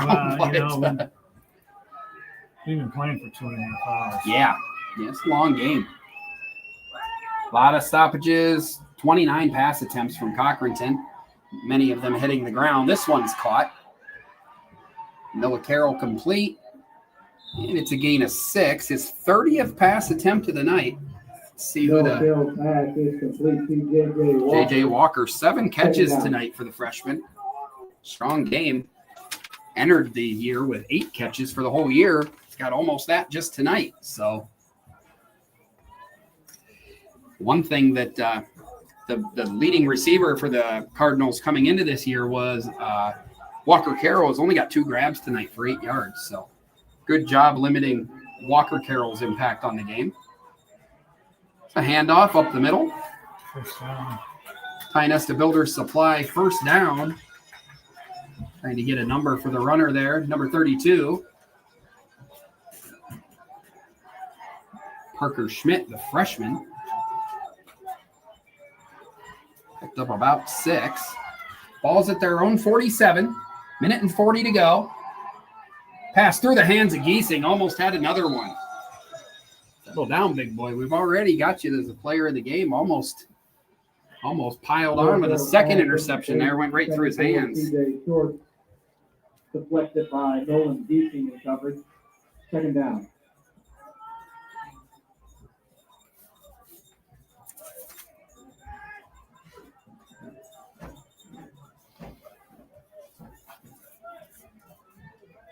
He just had a locket just down the sidelines. Yeah, I thought he had a uniform problem. I don't know if he had a rip or something was going on with his jersey when he came off the field a few minutes ago. Ball's at the 47. Noah Carroll Under pressure and sacked by Grayson Linkerhoff. He got a clean hit on the quarterback and took him down, and it's a big loss for the Cardinals. By number 75, Grayson Linkerhoff. It's a loss of 12 yards on the play. 1 minute and 10 seconds remaining. And just playing out the final seconds here now. Eisenhower will improve to 4-1 on the season. Jump back into the region next week with a road matchup at Union City, looking to make it 5 in a row and eclipse their win total from a season ago. Final 50 seconds here from Cochranton High School. Ball all the way back at the 35-yard line. Another free run at the quarterback. Carroll gets away this time and throws complete. If I can get a name on the receiver there. Gain of 17, complete to number 7, Cole Schmidt. Carroll pass complete to Cole Schmidt. 17-yard gain. Brings up 4th down. 4th down, just 20 seconds to go. See if Cochranton's going to try to run a play. Don't look to be in a big hurry, but they do call a play in. 10 seconds remaining. I think they're going to throw it up and look for a prayer on the last play of the game. 5 seconds left. Gives the handoff, and Giesing fittingly makes the tackle that ends the game. 5-yard carry, or 5-yard gain for Parker Schmidt. That's going to end the game. Eisenhower 33, Cochranton 8. Eisenhower Knights improved to 4-1. We're going to take a break, and we'll be back here in just a few minutes with the Icy Inc. postgame show. You're watching high school football on the YDL Sports Network. For all your automotive needs, look no further than the Warren Tire Center. From new tires to tire repairs, PA state inspections, wheel alignments, and auto detailing, there's so much more that we can do for you, and there's no reason to go anywhere but the Warren Tire Center in Warren, Pennsylvania. With over 40 years of serving the Warren and surrounding communities, it's always been a great day at the Warren Tire Center. We offer same-day service and walk-ins are welcome. Open Monday through Friday from 7:30 a.m. to 5 p.m. The Warren Tire Center can be reached at 814-723-8050. When most places start preparing for a long winter's nap, we start living our best life. The mountainsides burning with color ignite something inside that now is the time to embrace what's around us. Warren County, Pennsylvania really is paradise, as we are surrounded with beautiful places and smiling faces. Warren County, Pennsylvania. Find your adventure, find your peace. Founded in 1978 and headquartered in Warren, Pennsylvania General Energy has become a leading oil and natural gas producer in the Appalachian Basin. PGE is a proud and growing organization making positive contributions to the region's economy and environment.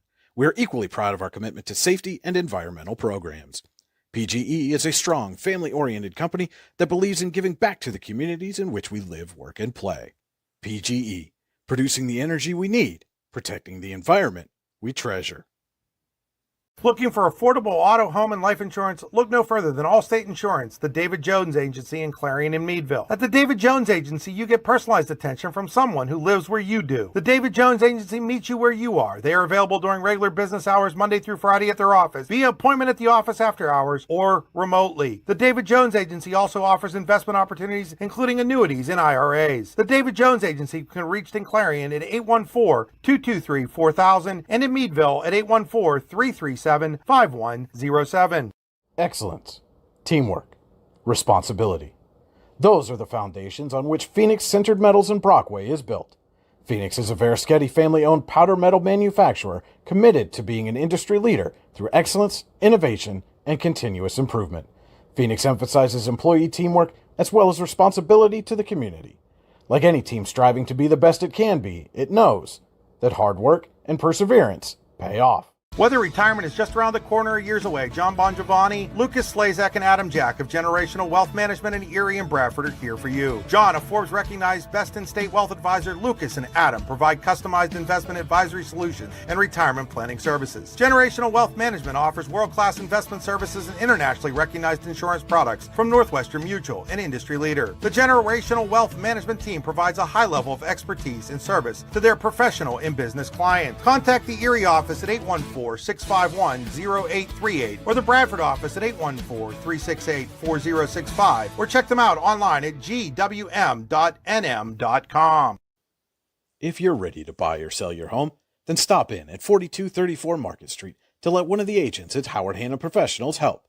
Our friendly and knowledgeable agents can help you find the key to your dream home. Looking for a new career? Howard Hanna Professionals can help there too. Howard Hanna Professionals will assist new and experienced agents with the startup fees for an exciting career in real estate.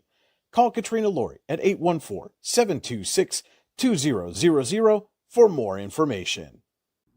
Make 2025 the year you take the next step in your career with the Clinical Medical Assistant Program or Professional Development Seminars at the Warren Forest High Ed Council. Learn how to make college affordable at the Financial Aid Seminar or grow your personal skill set with Fall Country Brunch and Event Planning Made Easy classes. Go to high-ed.org or call 814-723-3222 to register. The Warren Forest High Ed Council, your access to lifelong learning. Back here at Cochranton High School, where the Eisenhower Knights have just improved to 4-1 on the season with a 33-8 victory over the Cochranton Cardinals, 4 in a row for the Eisenhower Knights. Alan Siebert and Lou Vizza here with you, welcoming you into the Icy Inc. postgame show. For all your screen printing and embroidery needs, call Icy Inc. at 814-688-0034 or visit them at icyinc.com.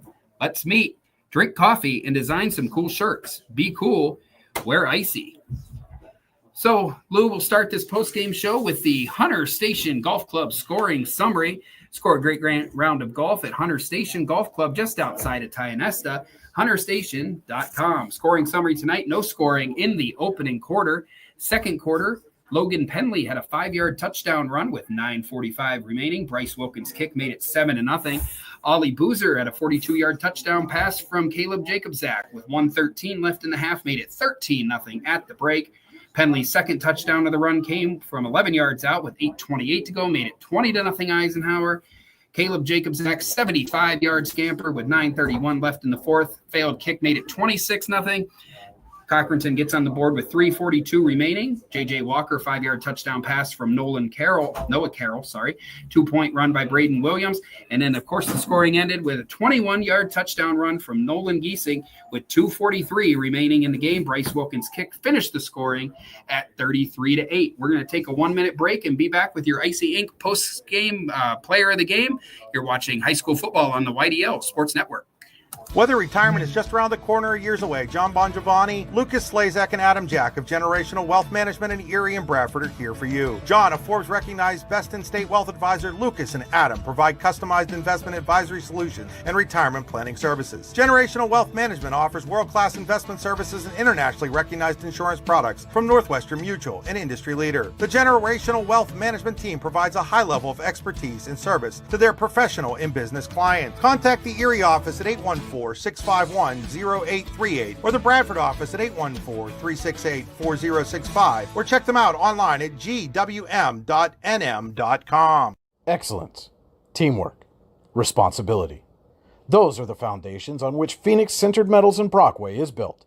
Phoenix is a Verschetti family-owned powder metal manufacturer committed to being an industry leader through excellence, innovation, and continuous improvement. Phoenix emphasizes employee teamwork as well as responsibility to the community. Like any team striving to be the best it can be, it knows that hard work and perseverance pay off. And welcome back to the Icy Inc. postgame show here on the YDL Sports Network. Here now with our Icy Inc. player of the game, Nolan Giesing, our selection tonight in Eisenhower's 33-8 win over Cochranton, rather. Giesing had a huge night, big interception down by the end zone in the first half, a sack, a fumble recovery, a touchdown for good measure at the end of the game. Nolan, congratulations, and 4 in a row now for this team. What's working for you guys right now? It's just the coaching is great. putting in the work every day of the week. You know, they're trying as hard as they can. The line's finally picking it up. Yep. We're able to run the ball. Yeah. Oh, perfect. And now you got Union City back in the region play next week. What are you guys going to need to do to keep that going? Well, we're probably going to have to stop the run game because that's usually what Union City has. Okay. Perfect. All right. Nolan Giesing, thank you. And congratulations again. Strong defensive performance and then added the touchdown to make our choice even that much easier. You're our Icy Inc player of the game. Congratulations. And good luck next week against Union City. Well, thank you for having me. Thank you. All right. We'll continue on now with the Icy Inc postgame show. We're going to take a look now at the Warren Forest High Ed Council final stats. The Warren Forest High Ed Council has been serving Warren and Forest County for more than 40 years. Visit highed.com. For Cochranton, a pretty long list. Noah Carroll threw 32 times tonight, 15 to 32 for 211 yards, 1 touchdown, 3 big interceptions for the Knights defense. Braden Williams led the way with 8 carries for 45 yards and 10 carries for 27 yards for Parker Schmidt. Leading receiver was J.J. Walker, 7 catches, 69 yards, and a touchdown. For Eisenhower, Caleb Jacob Zach, the senior, went into the locker room 2 of 7 for 54 yards with a touchdown and finished the game with that. No passing attempts in the second half. He also had 14 carries for 161 yards and a score. Logan Penley, 16 carries for 106 yards and 2 touchdowns. And Giesing, our player of the game, 7 carries, 44 yards, and a touchdown. Logan Penley had a 12-yard reception. Ollie Boozer with a 42-yard touchdown catch for the Knights in the 33-8 win. Finish things up here with the Generational Wealth Management Scoreboard, world-class investment services, and internationally recognized insurance products from Northwestern Mutual, an industry leader. Find out more at gwn.nm.com. Lou, go ahead with today's D9 and D10 roundup. First game, Brookville 49, Bradford 27. Smithport defeated Bucktail 53-28. Claysburg Kimmel leads Kerwinsville 25-6. Central Clarion 30, Brockway nothing late in the fourth quarter. Clairfield's leading Huntington 27-0 late in the fourth.